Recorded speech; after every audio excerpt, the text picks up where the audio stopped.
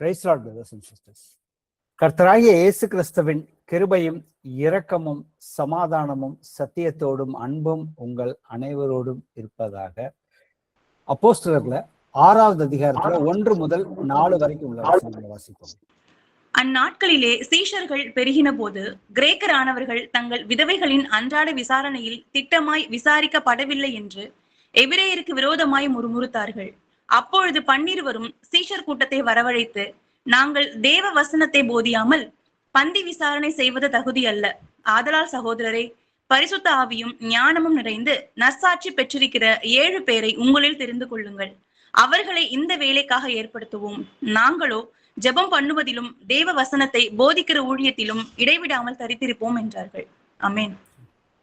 இந்த 4 வசனங்களை வாசிக்கும் பொழுது பார்த்தோம்னாக்க, அந்த 12 சீஷர்களும் அப்போஸ்தலர்கள் கூட இயேசு கிறிஸ்துவோட நடந்தவர்கள், இயேசு கிறிஸ்துவின் எல்லா வார்த்தைகளையுமே அறிந்தவர்கள். ஆனா இந்த இடத்துல அவங்க முதன்மை அங்க சபையில ஒரு பிரச்சனை, பந்தி விசாரிப்பு, அந்த பிரச்சனை வரும் பொழுது அவர்கள் சொன்ன முதல் வார்த்தை நாங்க வேத வசனத்தை போதியாமல் பந்தி விசாரணை செய்வது தகுதி அல்ல அப்படின்னு சொல்லிட்டு, அதுக்கப்புறம் இதுக்காக அவங்க அந்த ஊழியத்துக்குரிய காரியங்களை மற்ற விசுவாசமும் பரிசுத்தாவில் நிறைந்திருக்கிற சகோதரர்களை தேர்வு செஞ்சு ஒரு 7 பேர்த்த அங்க தெரிந்து கொள்கிறார்கள், அந்த பந்தி விசாரிப்பு வேலைகளை பார்ப்பதற்காக. ஆனா அதற்கப்புறம் முக்கியமான வார்த்தை சொல்றாங்க, நாங்களோ ஜெபம் பண்ணுவதிலும் தேவ வசனத்தை போதிக்கிற ஊழியத்திலும் இடைவிடாமல் தரித்திருப்போம். அந்த 12 பேத்துக்குமே நன்றாக வேத வசனங்கள் தெரியும். ஆனா இந்த இடத்துல பாத்தீங்கன்னாக்க, ஜெபம் பண்ணுவது, அதற்கு மேல கர்த்தருக்கு நாம ஊழியம் பண்ண வேண்டும் அப்படின்னாக்க, முதல்ல ஜெபத்துல இடைவிடாமல் நாம தரித்திருக்க வேண்டும். ஜெபத்துல எச்சரிக்கையாக இருங்கள், விழித்திருங்கள்னு சொல்லி கர்த்தர் ஏசப்பா நிறைய சொல்லியிருக்கிறாரு. அதே போல நிருபங்கள்ல அப்போஸ்தலர்களும் இதை குறித்து ஜெபத்தோடைய முக்கியத்துவத்தை குறித்து எழுதியிருக்கிறாங்க. ஏன்னா ஏசப்பா சொல்லியிருப்பாரு லூக்கா 18:8, மனுஷகுமாரன் பூமிக்கு வரும் பொழுது விசுவாசத்தை காண்பாரும் சொல்லியிருக்கிறார். அப்ப ஜெபம் தான் ஒரு முக்கியமான விஷயம். நமக்கு எவ்வளவு வேத வசனம் தெரிந்தாலும் நாம ஜெபத்துல சரியா தேவனோடு நாம நம்மளுடைய நேரத்தை செலவிட முடியுதா அப்படிங்கிறது தான் முக்கியமான ஒரு கேள்வி. இன்னைக்கு அநேகர் வேத வசனங்களை நல்லா தியானிக்கிறாங்க, வாசிக்கிறாங்க. ஆனா அந்த வேத வசனத்துல ஜெபத்துல நிலைச்சு ரொம்ப நேரம் நிக்க முடியுதா அப்படின்னு நிலைச்சு நாம நிற்கும் பொழுதுதான் இந்த இடத்துல பாத்தீங்கன்னா அப்போஸ்தலர்ல இப்ப வாசிச்ச வசனத்துல அவர்கள் இந்த பிரச்சனைக்காக அவர்கள் ஜெபம் பண்ணி அந்த சீஷர்களை ஏற்படுத்துறாங்க. அதுக்கப்புறம் பாத்தீங்கன்னாக்க என்ன நடக்குதுன்னா, 7வது வசனத்துல அதன் விளைவாக தேவ வசனம் பெருகி சீஷர்களின் எண்ணிக்கை அதிகரித்ததுங்கிறது தான் 7வது வசனத்தை சொல்லியிருக்குது. அப்ப இதுல இந்த வசனத்துல முக்கியமான ஒரு விஷயம் பாத்தீங்கன்னா, ஜெபம் என்பது பாத்தீங்கன்னா நம்ம அவசர நேரத்தில் மட்டும் செய்யப்படும் ஒரு செயல் அல்ல. ஆனா அது சபையை வழி நடத்துறவங்க, அங்க இருக்கிற எல்லோருமே ஊழியம் செய்வதற்கும் அங்க ஒற்றுமைக்கும் ஆவிக்குரிய வளர்ச்சிக்கும் அடித்தளமே ஜெபம் தான். அப்ப ஜெபம் என்பது பாத்தீங்கன்னாக்க, நம்ம கர்த்தர்கிட்ட நம்மளுடைய தேவைகளை மாத்திரம் சொல்வது கிடையாது. அது ஜெபம் என்பது தேவனோடு இருக்கிற ஐக்கியம், அது உறவு. அவருடைய வார்த்தையை கேட்பது, நம்ம பாவத்திலிருந்து சுத்திகரிக்கப்படுவது, அப்புறம் பிறருக்காக நாம ஜெபம் பண்ணுவது, சோதனை நேரத்துல நாம வெளிப்பாக இருப்பதற்காக ஜெபம் பண்ணுவது, அதற்கப்புறம் தேவனுடைய சித்தத்திற்கு முழுமையாக நம்ம ஒப்பு கொடுத்து கீழ்ப்படுகிறது தான் ஜெபம். ஆக்சுவலா இன்னைக்கு நிறைய பேர் அவங்களுடைய தங்களுக்கு எவ்வளவோ பிரச்சனைகள் இருக்கலாம், அந்த பிரச்சனைகளை மாத்திரம் கர்த்தர்கிட்ட போய் எடுத்து சொல்லணும் அப்படிங்கிறது மாத்திரம், அதை மட்டும் முடிச்சுட்டு ஜெபத்தை முடிச்சுட்டு வந்துருவாங்க. ஒரு 5 நிமிஷம் 10 நிமிஷம் அதுக்கு மேல என்னால அதுக்கப்புறம் என்ன ஜெபம் பண்றதுன்னு தெரியலேன்னு நிறைய பேர் சொல்ல கேள்விப்பட்டிருக்கோம். வாசிப்போமே 1 தெசலோனியர் 5:17. இடைவிடாமல் ஜெபம் பண்ணுங்கள். ஆமென். அப்ப இங்க பாத்தீங்கன்னாக்க,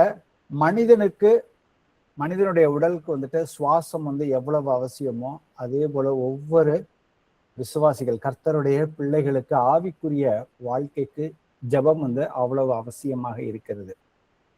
ஒருவர் சுவாசிப்பதை நிறுத்தினால் உடல் பலவீனம் அடைகிறது. அந்த உடல் வந்து மரித்து போகிறது. அதுபோல ஒருவருடைய ஜெபம் வாழ்க்கை எவ்வளவு வசனம் தெரிந்தாலும் ஜெப வாழ்க்கையை நாம வந்து சீரியஸா அதுக்கு முக்கியத்துவம் கொடுக்காம அதை புறக்கணித்தால் என்ன ஆனாக்கா, நம்ம வெளிப்புறமாக எல்லாம் வந்து இயல்பாக தோன்றினாலும் அந்த உள்ளார்ந்த மனிதன் புதிய சிருஷ்டி கர்த்தர் நமக்கு வந்து அவருடைய ஆவியை நமக்கு வந்துட்டு தந்திருக்க அந்த மனிதன் வந்துட்டு பலப்படணும். நம்ம குழந்தையா இருக்க மனிதன் வந்து எப்ப வந்து பலப்படுவானா, ஜெபத்தின் மூலியமாக நம்ம பிதாவோடு இருக்கிற அந்த உறவின் மூலியமாக மாத்திரமே அவனால வந்துட்டு பலப்பட முடியும். அப்ப ஜெபங்கிறது பாத்தீங்கன்னா அது வந்துட்டு ஒரு மத சடங்கு மாதிரி வந்துட்டு செய்வது அல்ல. அது வந்துட்டு நம்மளுடைய பிதாவாகிய தேவனோடு நமக்கு உள்ள அந்த நம்பிக்கை. ஏன்னா அவரை வந்து சொந்த இரட்சகராக விசுவசிச்சு நான் ஏற்றுக்கொண்டேன். எனக்காக இயேசு கிறிஸ்து எங்க அப்பா வந்து எனக்காக என்னுடைய பாவத்துக்காக அவர் பூமிக்கு வந்து மரித்து அடக்கம் பண்ணப்பட்டு உயிர்த்து அந்த அவரை நான் இருதயத்துல விசுவசிச்சு ஞானஸ்தானம் இயேசுவின் நாமத்தினால எடுக்கும்போது அவர் என் இருதயத்துக்குள்ள வந்துட்டாரு.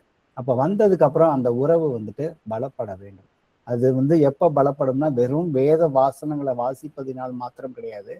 அந்த வேத வாசனங்களை நம்ம வாசிச்சு அதற்கப்புறம் நாம வந்து நம்ம அப்பாவோட வந்துட்டு எப்படி வந்துட்டு பேசுறோம் அப்படிங்கிறது முக்கியமான விஷயம். நாம எவ்வளவுக்கு எவ்வளவு அதிகமா பேசுறோமோ, அமைதியா இருந்து அவருடைய சத்தத்தை நம்மளால எப்ப கேட்டு அதன்படி நாம வந்து கீழ்ப்படிதலோடு நடக்கிறோமோ, அப்ப பாத்தீங்கன்னாக்க நம்ம ஆவிக்குரிய மனிதன் வந்துட்டு நன்றாக வந்துட்டு விசுவாசத்துல அதிகமாக அவனால வந்துட்டு பலப்பட முடியும்.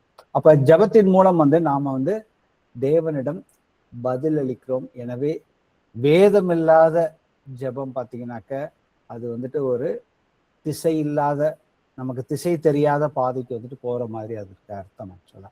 அப்ப ஜெபம் இல்லாத வேத அறிவு பாத்தீங்கன்னாக்க உயிரற்றதாகவே வந்துட்டு மாறும். வாசிப்போமே யோவான் 15:7. நீங்கள் என்னிலும் என் வார்த்தைகள் உங்களிலும் நிலைத்திருந்தால் நீங்கள் கேட்டுக்கொள்வது எதுவோ அது உங்களுக்கு செய்யப்படும். ஆமென். யோவான் 15 அந்த முதல் வசனத்துல இருந்து நம்ம வாசிச்சு பார்த்தோம்னாக்க இயேசு கிறிஸ்து வந்து தன்னை வந்து திராட்சை செடியாகவும் அவரை விசுவசிக்கிற நம்ம எல்லோரையுமே வந்து திராட்சை கொடிகளாகவும் ஒரு ஓமையில வந்துட்டு அவர் வந்து விளக்கி சொல்கிறார். அப்ப கொடி வந்து செடியிலிருந்து பிரிந்தால் அதால வந்துட்டு கனி கொடுக்க முடியாது. எண்ணெய் அல்லாமல் நீங்க வந்து அந்த கொடி வந்து செடியில நிலைத்திராவிட்டால் அது கனி கொடுக்காதது போல நீங்கள் எண்ணெய் அல்லாமல் விசுவாசத்தின் மூலியமாக நாம வந்து கிறிஸ்துவுக்குள்ளாக நிலைத்து இல்லைனாக்க நம்மளால வந்துட்டு கனி கொடுக்க முடியாது. ஆவிக்குரிய எந்த பலனையுமே நம்மளால வந்துட்டு தர முடியாது. அப்ப இந்த வசனத்துல பாத்தீங்கன்னாக்க நிபந்தனை பாத்தீங்கன்னாக்க நம்ம ஜெபத்துக்கு பதில் வந்துட்டு நிபந்தனை கர்த்தர் வச்சிருக்காரு. நீங்கள் என்னில் நிலைத்திருந்தால், அப்பனா நம்ம வந்து இயேசு கிறிஸ்துவோட தொடர்ச்சியான அந்த உறவுல வந்து இருக்கணும். அது எப்படி நடக்கும்னாக்க அந்த ஜெப உறவிலிருந்து தான் வந்துட்டு பிறக்கும். அதற்கு அந்த ஜெபம் பண்ணுவதற்கு அவருடைய வார்த்தைகள் நம்ம இருதயத்துல நிலைத்திருந்தால்னு சொல்லியிருக்குது. அப்ப இயேசு கிறிஸ்துவின் போதனைகள் எல்லாமே நம்மளுடைய மனதிலும் வாழ்க்கையிலும் எப்பொழுதுமே வந்துட்டு குடியிருக்க வேண்டும். அப்ப குடியிருக்கும் பொழுது பாத்தீங்கன்னாக்க என்ன நடக்கும்னாக்க நாம அவருடைய வார்த்தைகள் இல்லாம நாம ஜெபம் பண்ணோம்னா அது மாம்ச சிந்தையோடு உள்ள ஜெபமா இருக்கும். ஆனா அவருடைய வார்த்தைகள் எனக்குள்ள போய் இருதயத்துல இருக்கும் பொழுது நாம சரியான தேவனுடைய சித்தத்தின்படி அழகா வந்து நாம ஜெபம் பண்ண முடியும். அவருடைய சித்தத்தின்படி எதையாவது கேட்டால் கர்த்தர் கண்டிப்பாக வந்துட்டு செய்து கொடுப்பேன்னு சொல்லி வாக்குறுதியை கொடுத்திருக்கிறாரு. நீங்கள் கேட்டுக்கொள்வது எதுவோ அப்படின்னு சொல்லி அவர் வாக்குறுதி இந்த வசனத்துல கொடுத்திருக்கிறாரு. அப்ப நம்மளுடைய மனிதர்களுடைய அந்த விசுவாசிகளுடைய ஆசைகள் அனைத்துமே வந்துட்டு நிறைவேறும் என்று பொருள்ல வந்துட்டு இந்த வசனமே சொல்லவே இல்லை. மாறாக பாத்தீங்கன்னாக்க கிறிஸ்துவில் நிலைத்திருக்கும் பொழுது ஒவ்வொருவருடைய ஆசையும் சிந்தனைகள் அவர்களுடைய வேண்டுதல்கள் விண்ணப்பங்கள் எல்லாமே வந்துட்டு தேவனுடைய வார்த்தையால் மாற்றப்படுகின்றன. அப்ப அப்படியாப்பட்ட ஜெபம் பாத்தீங்கன்னாக்க நம்மளுடைய சுயநலத்திலிருந்து வராது, தேவனுடைய சித்தத்திலிருந்து தான் வந்து வரும். ஏன்னா பரிசுத்த ஆவியானவர் நமக்கு சரியான விதத்துல ஜெபம் பண்ண தெரியாது. ஆவியானவர் தாமே நம்மளை வந்துட்டு ஜெபத்துல வந்து வழி நடத்துறாரு. அப்ப ஜெபத்தின் அந்த நேரத்துல பாத்தீங்கன்னா நமக்கு ஜெபத்தின் வல்லமை அதிகமான வார்த்தைகளில் வந்துட்டு இருக்கவே இருக்காது. கிறிஸ்துவோடும் அவருடைய வார்த்தையோடும் உள்ள உறவில் தான் வந்துட்டு இருக்கிறது வல்லமை. வாசிப்போமே நீதிமொழிகள் 28:9. வேதத்தை கேளாதபடி தன் செவியை விலக்குகிறவனுடைய ஜெபம் அருவருப்பானது. ஆமென். அப்ப இந்த வசனம் பாத்தீங்கன்னாக்க ஒரு ஒரு எச்சரிப்பு ஒவ்வொருத்தருக்குமே வந்து கொடுக்குது இந்த வசனம் நேரடியாகவே.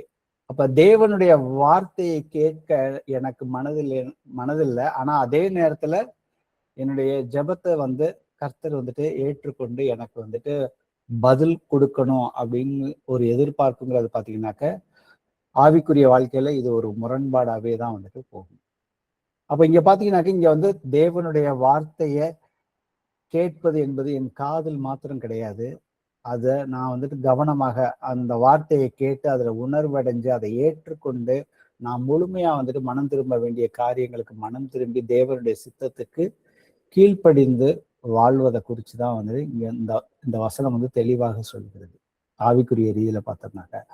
அப்ப கர்த்தர் வந்து பேசும் பொழுது நாம் செவியை, நம்ம இருதயத்தின் செவியை நாம வந்து மூடிவிட்டு நமக்கு தேவையானதை மட்டும் நாம வந்து எப்பொழுதுமே கேட்டுக்கொண்டு இருந்தால அது வந்துட்டு சரியா வந்துட்டு நிறைய பேர் இன்னைக்கு வந்துட்டு பின்வாங்கி போறதுக்கோ இல்லை சோர்வாக ஆவிக்குரிய வாழ்க்கையில சோர்வு அடைவதற்கு இதுதான் வந்துட்டு ஒரு அடிப்படையான காரணமாக இருக்கு. ஒண்ணு, வேதத்தின்படி வந்து வேத வார்த்தைகளை ஒழுங்காக படிக்காம மாம்ச சிந்தையில ஜெபம் பண்றது. அப்படி இல்லைனாக்க வேத வார்த்தைகளை தெரிஞ்சுக்கிட்டு ஜெபம் பண்ணாமல் ஜெபத்துல சோர்வா இருக்கிறது. எனக்கு வார்த்தைகள் தெரியும் அப்படின்னு சொல்லிட்டு.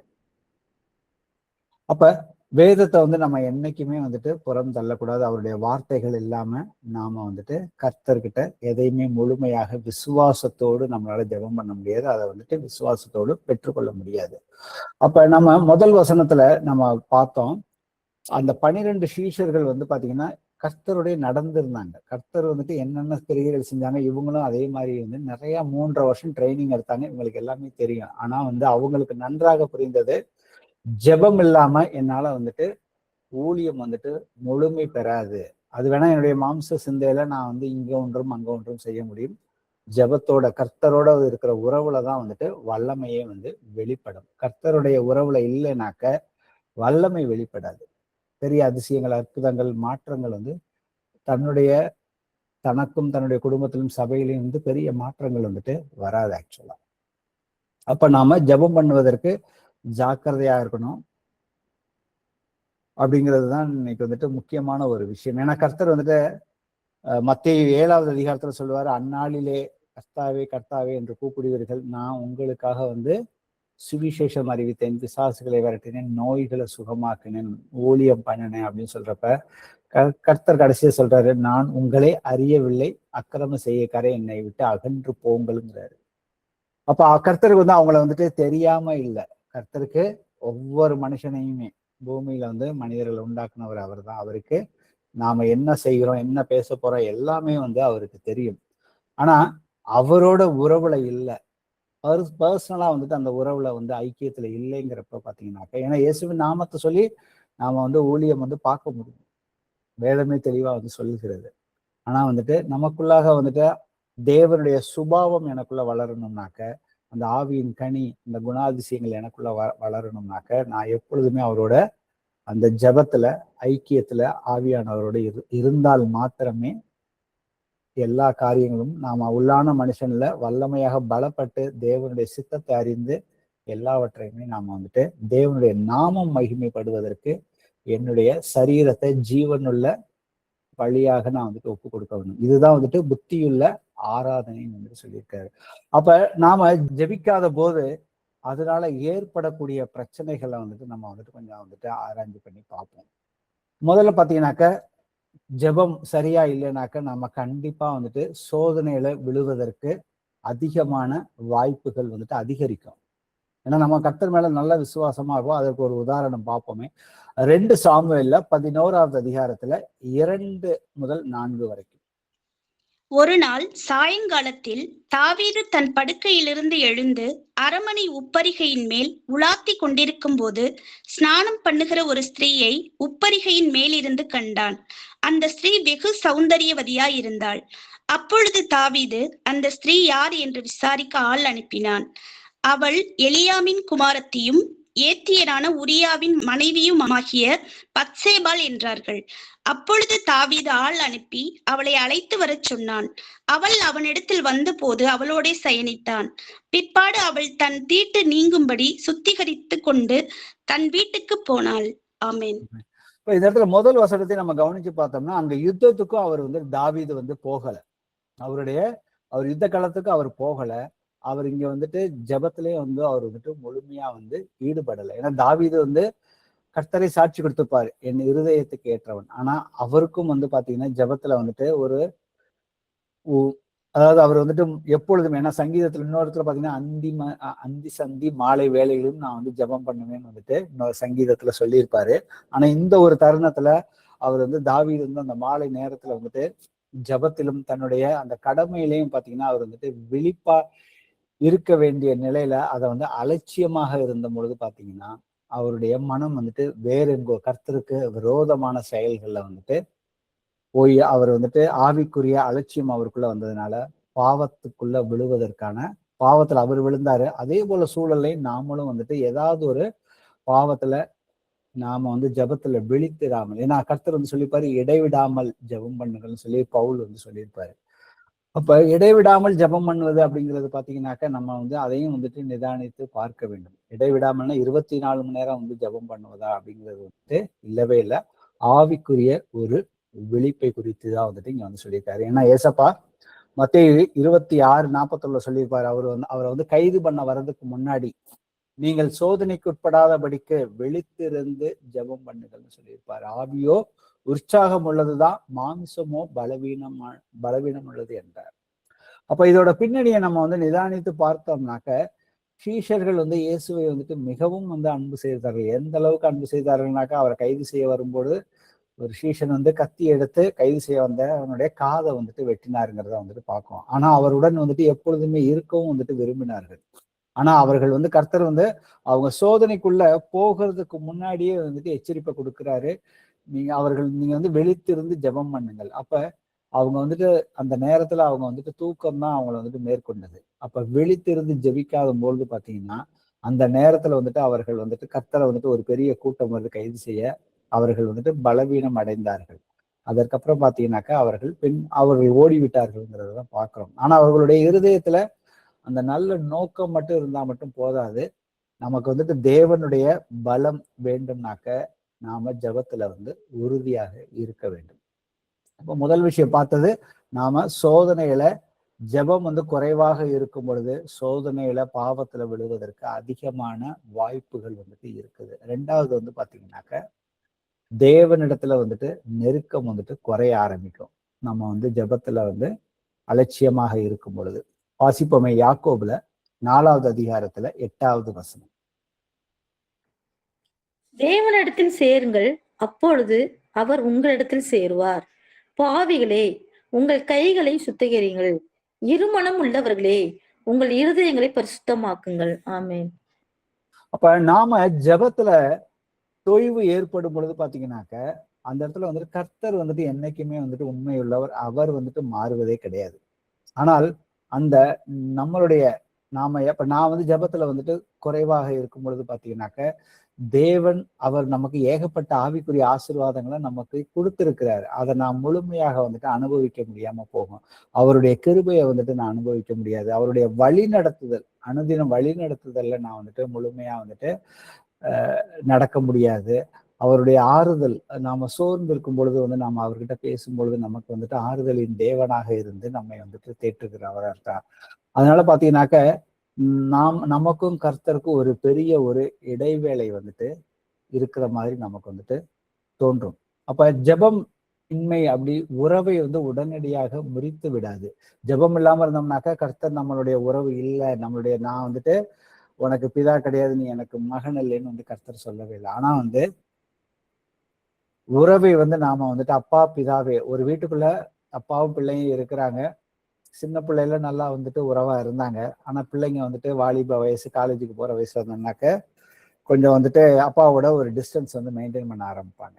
நம்ம மாம்சத்துல பார்க்கும்போது அந்த அந்த டிஸ்டன்ஸ் வந்து அப்படி இருக்கிறது வந்துட்டு குடும்பத்துக்குள்ளேயும் வந்துட்டு நல்லா இருக்காது. அதே போலதான் கர்த்தராகிய இயேசு கிறிஸ்து ஆவியானவர் நமக்குள்ள வந்துட்டு இருக்கிறார். அப்ப அந்த உறவை நாம வந்துட்டு வளர்க்க நாம தவறிவிட்டோம்னாக்க, வளர ஆரம்பிச்சுச்சுன்னா நம்ம எப்போதுமே ஆவியில அனலா இருக்கும். வளர்க்க தவறிட்டோம்னாக்க நம்ம ஆவிக்கு வந்துட்டு அந்த அனல் குறைஞ்சு அந்த குளிர்ந்த பதத்துக்கு வந்துகிட்டே இருக்கும். வாசிப்போமே, நியாயாதிபதிகள் 2:12-13.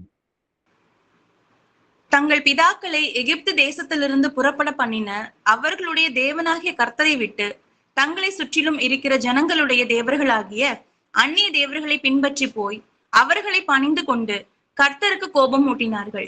அவர்கள் கர்த்தரை விட்டு பாகாலையும் அஸ்தரோத்தையும் சேவித்தார்கள். ஆமென். அப்ப இங்க இஸ்ரவேல் ஜனங்கள் தன்னுடைய தேவனை வந்துட்டு மறந்து பாகாலையும் அஸ்திரோத்தையும் வந்துட்டு சேவித்தார்கள் பார்ப்போம். அப்ப தன்னுடைய தேவனை மறந்துனா எப்படி மறந்தாங்கன்னு பாத்தீங்கன்னா, தேவனோடு அவர்கள் ஒவ்வொருவருமே வந்துட்டு உடன்படிக்கை பண்ணினார்கள். ஆண்கள் எல்லோருமே அந்த உடன்படிக்கைய உறவு வந்துட்டு முழுமையாக வந்துட்டு இந்த இடத்துல அவர்கள் தேவன் ஆவியாக இருக்கிறார், அவர் எப்படி தொழுது கொள்ளுன்னு சொல்லி கர்த்தர் வந்துட்டு அவங்களுக்கு நியாயப்பிரமாணத்தை கொடுத்திருக்கிறாரு. அந்த வார்த்தைகள் வந்துட்டு உன் இருதயத்துல இருக்குன்னு சொல்லி, அது உன் வாயை விட்டு பிரியக்கூடாதுன்னு சொல்லி ஜோஷுவாட்ட சொல்லியிருப்பாரு. அவர் அதை அப்படியே முழுமையா வந்துட்டு பின்பற்றினாரு. அவர் கால் வைக்கிற தேசத்தை முழுக்க கர்த்தர் அவங்களுக்கு கொடுத்தாரு.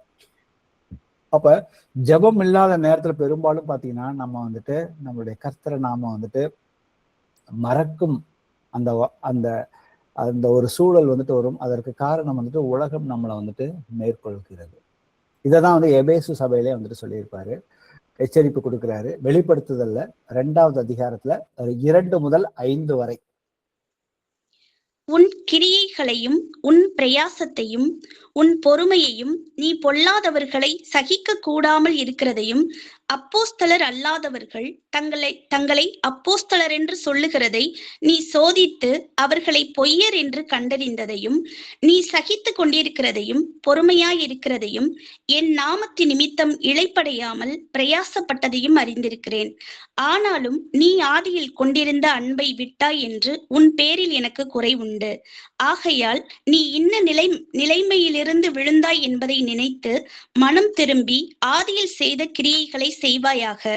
இல்லாவிட்டால் நான் சீக்கிரமாய் உன்னிடத்தில் வந்து நீ மனம் திரும்பாத பட்சத்தில் உன் விளக்கு தண்டை அதனிடத்து நின்று நீக்கி விடுவேன். ஆமென். கர்த்தர் இங்க சொல்றாரு, நீ ஆதியில் கொண்டிருந்த அன்பை விட்டாய் என்று உன் பேரில் எனக்கு ஒரு குறையுண்டு. அந்த எபேசு சபையில இருக்கிறவங்க ஊழியத்துல மற்ற எல்லா காரியங்களிலும் அன்பான காரியங்களை எல்லாவற்றையுமே நல்லாதான் செஞ்சுக்கிட்டு இருந்தாங்க. ஆனா கர்த்தர் அவங்கள பார்த்து என்ன சொல்றாரு, எச்சரிப்பு கொடுக்கிறாரு. அந்த உறவை பேணி காக்கலாம். அந்த ஐக்கியம் இல்லாம இருக்குது. அப்படி ஐக்கியம் குறையும் பொழுது பாத்தீங்கன்னாக்க நம்ம ஆவியில அனலா இருக்க முடியாது. அதுதான் இந்த வசனமும் நமக்கு திரும்ப திரும்ப சொல்லுகிறது. நமக்கு பழைய ஏற்பாட்டிலையும் சரி புதிய ஏற்பாட்டிலையும் வெவ்வேறு உதாரணங்களை பார்க்கறப்ப பாத்தீங்கன்னா அந்த உறவுங்கிறது ஜபத்தின் மூலியமாக தான் அப்பதான் கர்த்தருக்கு சித்தமானதை செய்ய முடியும். இன்னும் பெரிய காரியங்களை கர்த்தர் தன்னுடைய நாமத்துக்காக நம்மளை வச்சுட்டு செய்வாரு.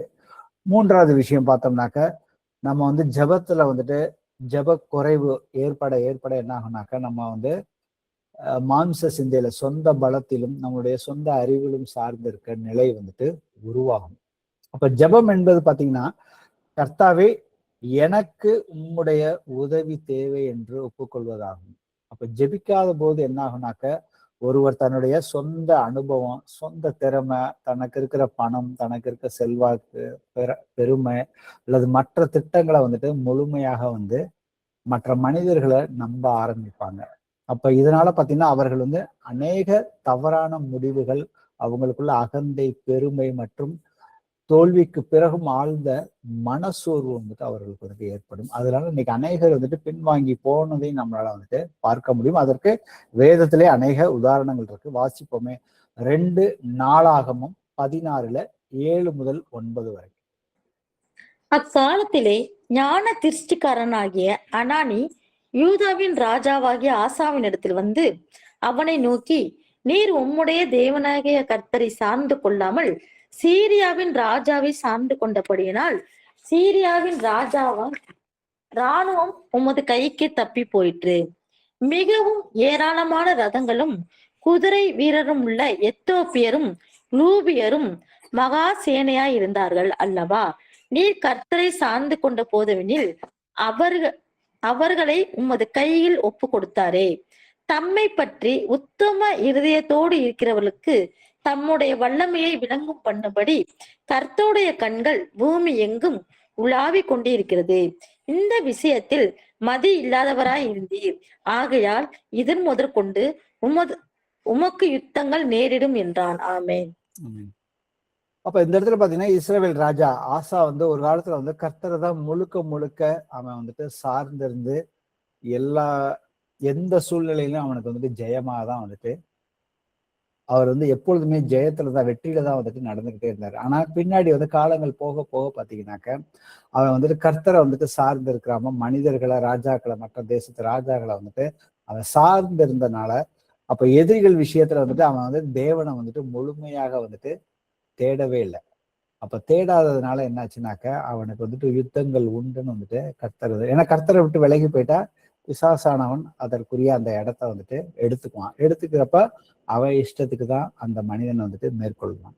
அப்ப ஆனா இந்த இடத்துல வந்துட்டு கர்த்தர் வாக்குத்தத்தம் பண்ணி கொடுக்கிறார். தம்மை பற்றி உத்தம இருதயத்தோடு தேடுகிறவர்களுக்கு தம்முடைய வல்லமையை விளங்கும் பண்ணும்படி கர்த்தருடைய கண்கள் பூமி எங்கும் உலாவி கொண்டிருக்கிறது.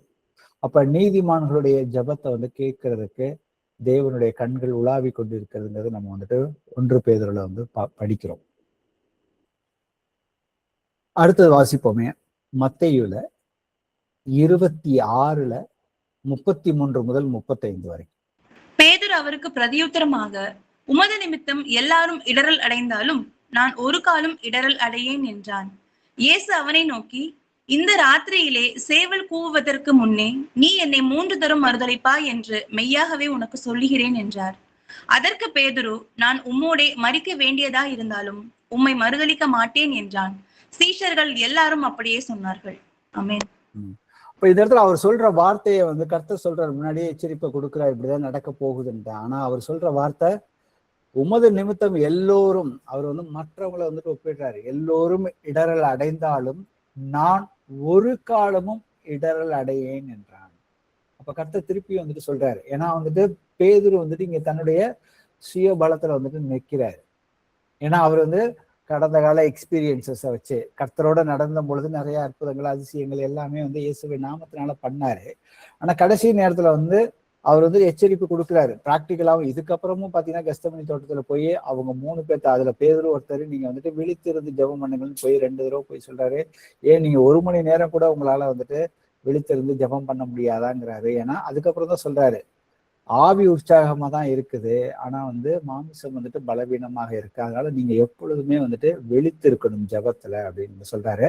அதற்கப்புறம் நமக்கு நடந்தது தெரியும். அவருக்கு அந்த சோதனைகள் வந்த பொழுது கர்த்தரை வந்துட்டு 3 முறை வந்துட்டு அவர் மறுதலிக்கிறாரு, அவர் சபிக்கவும் செய்யறாருன்னு சொல்லி வசனங்களை நம்ம வந்துட்டு வாசிக்கிறோம். இந்த இடத்துல பேதுரு பாத்தீங்கன்னாக்க அவன் வந்து தன்னுடைய சுய பலத்துல வந்து நின்னான். கர்த்தர் எனக்கு தெரியும், அவருடைய வார்த்தைகள் என்கிட்ட இருக்கு. ஆனா ஜெபம் இல்லாத தன்னம்பிக்கை வந்து பாத்தீங்கன்னாக்க ஆவிக்குரிய வளர்ச்சிக்கு வீழ்ச்சிக்கு வந்துட்டு வழிவகுக்கும். ஆனா வளர்ச்சிக்கு கிடையாது, வீழ்ச்சிக்கு தான் வந்துட்டு நம்மளை வந்துட்டு வழி நடத்தும். ஜெபம்ங்கிறது ரொம்ப ஒரு முக்கியமான விஷயம்.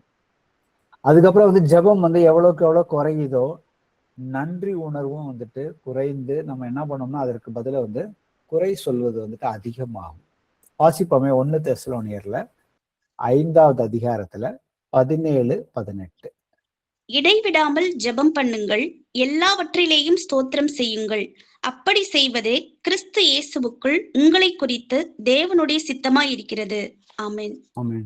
அப்ப எல்லாவற்றிற்கும் ஸ்தோத்திரம் வந்துட்டு கர்த்தர் வந்துட்டு இங்க வந்து செய்யணும்னு வந்துட்டு சொல்லி இருக்கிறாரு. எல்லா காரியத்திலும் நமக்கு எவ்வளவு பிரச்சனைகள் இருந்தாலுமே வந்து நாம வந்துட்டு நன்றியோட வந்துட்டு ஜெபத்தை ஏறெடுக்கணும். அப்படி நன்றியோட ஜெபத்தை எடுக்கலனாக்க நாம எல்லாம் என்ன பண்ணுவோம்னாக்க நம்ம கிட்ட இருக்கிறத இல்லாத காரியங்களை நாம வந்துட்டு முதல்ல வந்துட்டு பார்க்க தொடங்குவோம்.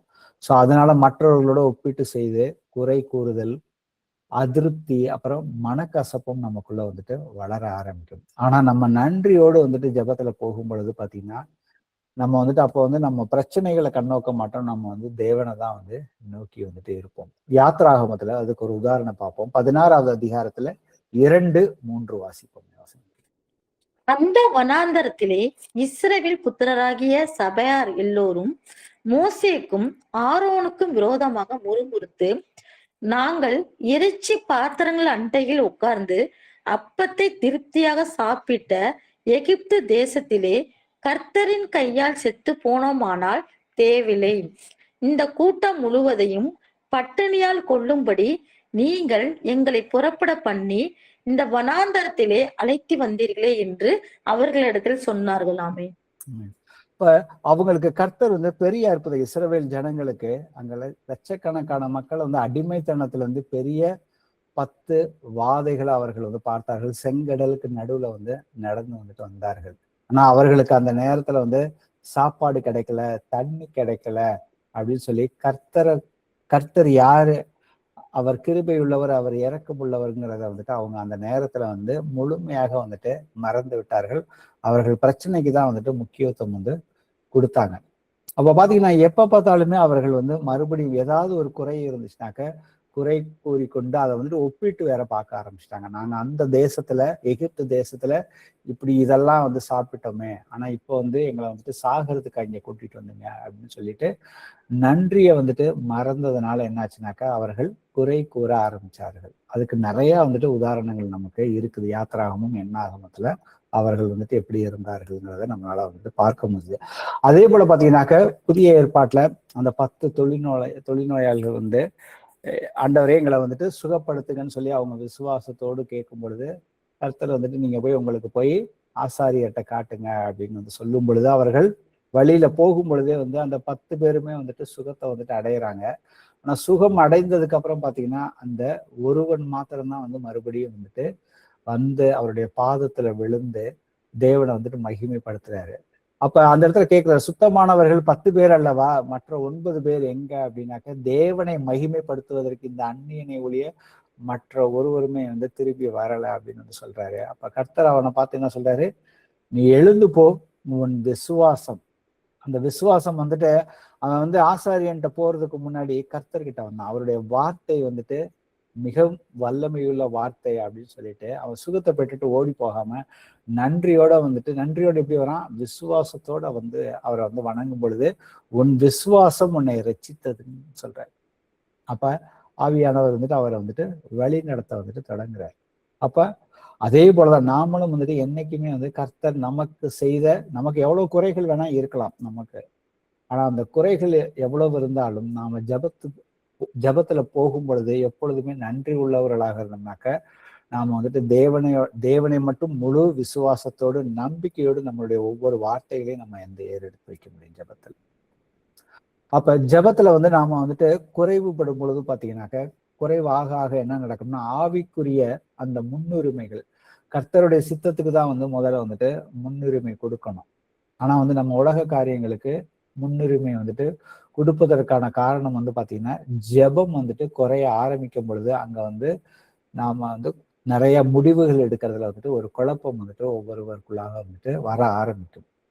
அப்ப இந்த இடத்துல பாத்தீங்கன்னாக்க அப்போஸ்தலர்கள் தங்கள் பொறுப்புகள் அவர்கள் வந்துட்டு அநேக ஊழியர்கள் அங்க அநேக ஜனங்களையும் வந்துட்டு வழி நடத்தணும். அதான் நம்ம முதல் வசனத்துல வாசிச்சோம். ஆனா அதற்கு மத்தியிலும் அவங்களுக்கு அவ்வளவு பொறுப்புகள் இருந்தாலுமே வந்து பாத்தீங்கன்னா அவங்க முக்கியத்துவம் கொடுத்தது ஜபத்திற்கும் வேத வசனத்திற்கும் முதலிடம் வந்து அவர்கள் கொடுத்தார்கள். அப்ப ஜபம் இல்லாத பொழுது அவசரமான காரியங்களை நாம வந்து முக்கியமான காரியங்களை வந்துட்டு தள்ளி விடுவதற்கு அதிகமான வாய்ப்புகள் இருக்குது. ஏன்னா ஒவ்வொருத்தருமே இன்னைக்கு இருக்கிற உலகத்துல வந்துட்டு பிஸியா தான் வந்துட்டு இருக்கிறோம். யாருமே பிஸியா இல்லாம இல்லவே இல்லை ஏதாவது ஒரு காரியத்துல. ஆனா தேவனுடைய அந்த மாதிரி பிஸியா இருக்கிறப்ப பார்த்தோம்னாக்க நம்ம கண்டிப்பா தேவனுடைய சித்தத்திலிருந்து ரொம்ப எளிமையா விலகி இருப்பதற்கு அதிகமான வாய்ப்பு இருக்குது. ஸோ இதுக்கு ஒரு பழைய ஏற்பாட்டுல இருந்து வந்து ஒரு உதாரணத்தை பார்ப்போம். ஹாகாயில வந்து முதல் அதிகாரத்துல 2 முதல் 11 வசனங்கள் 11 வரைக்கும் உள்ள வசனங்களை வாசிப்போம். இந்த ஜனங்கள் கர்த்தருடைய ஆலயத்தை கட்டுகிறதற்கு ஏற்ற காலம் இன்னும் வரவில்லை என்கிறார்கள் என்று சேனைகளின் கர்த்தர் சொல்லுகிறார். ஆனாலும் ஆகா என்னும் தீர்க்கதரிசியின் மூலமாய் கர்த்தருடைய வார்த்தை உண்டாகி அவர் சொல்லுகிறார், இந்த வீடு பாழாய் கிடக்கும் போது நீங்கள் மற்ற பாவப்பட்ட உங்கள் வீடுகளில் குடியிருக்கும்படியான காலம் இதுவோ? இப்பொழுதும் சேனைகளின் கர்த்தர் சொல்லுகிறார், உங்கள் வழிகளை சிந்தித்து பாருங்கள். நீங்கள் திரளாய் விதைத்தும் கொஞ்சமாய் அறுத்து கொண்டு வருகிறீர்கள்.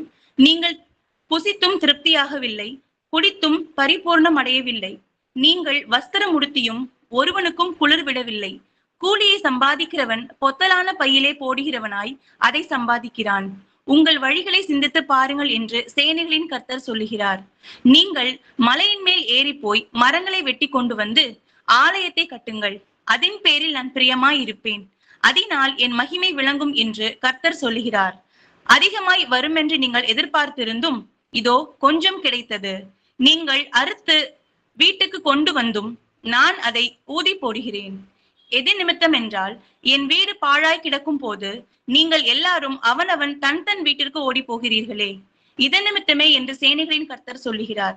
ஆதலால் உங்கள் மேல் இருக்கிற வானம் பனியை பெய்யாமலும் பூமி பலனை கொடாமலும் போயிற்று.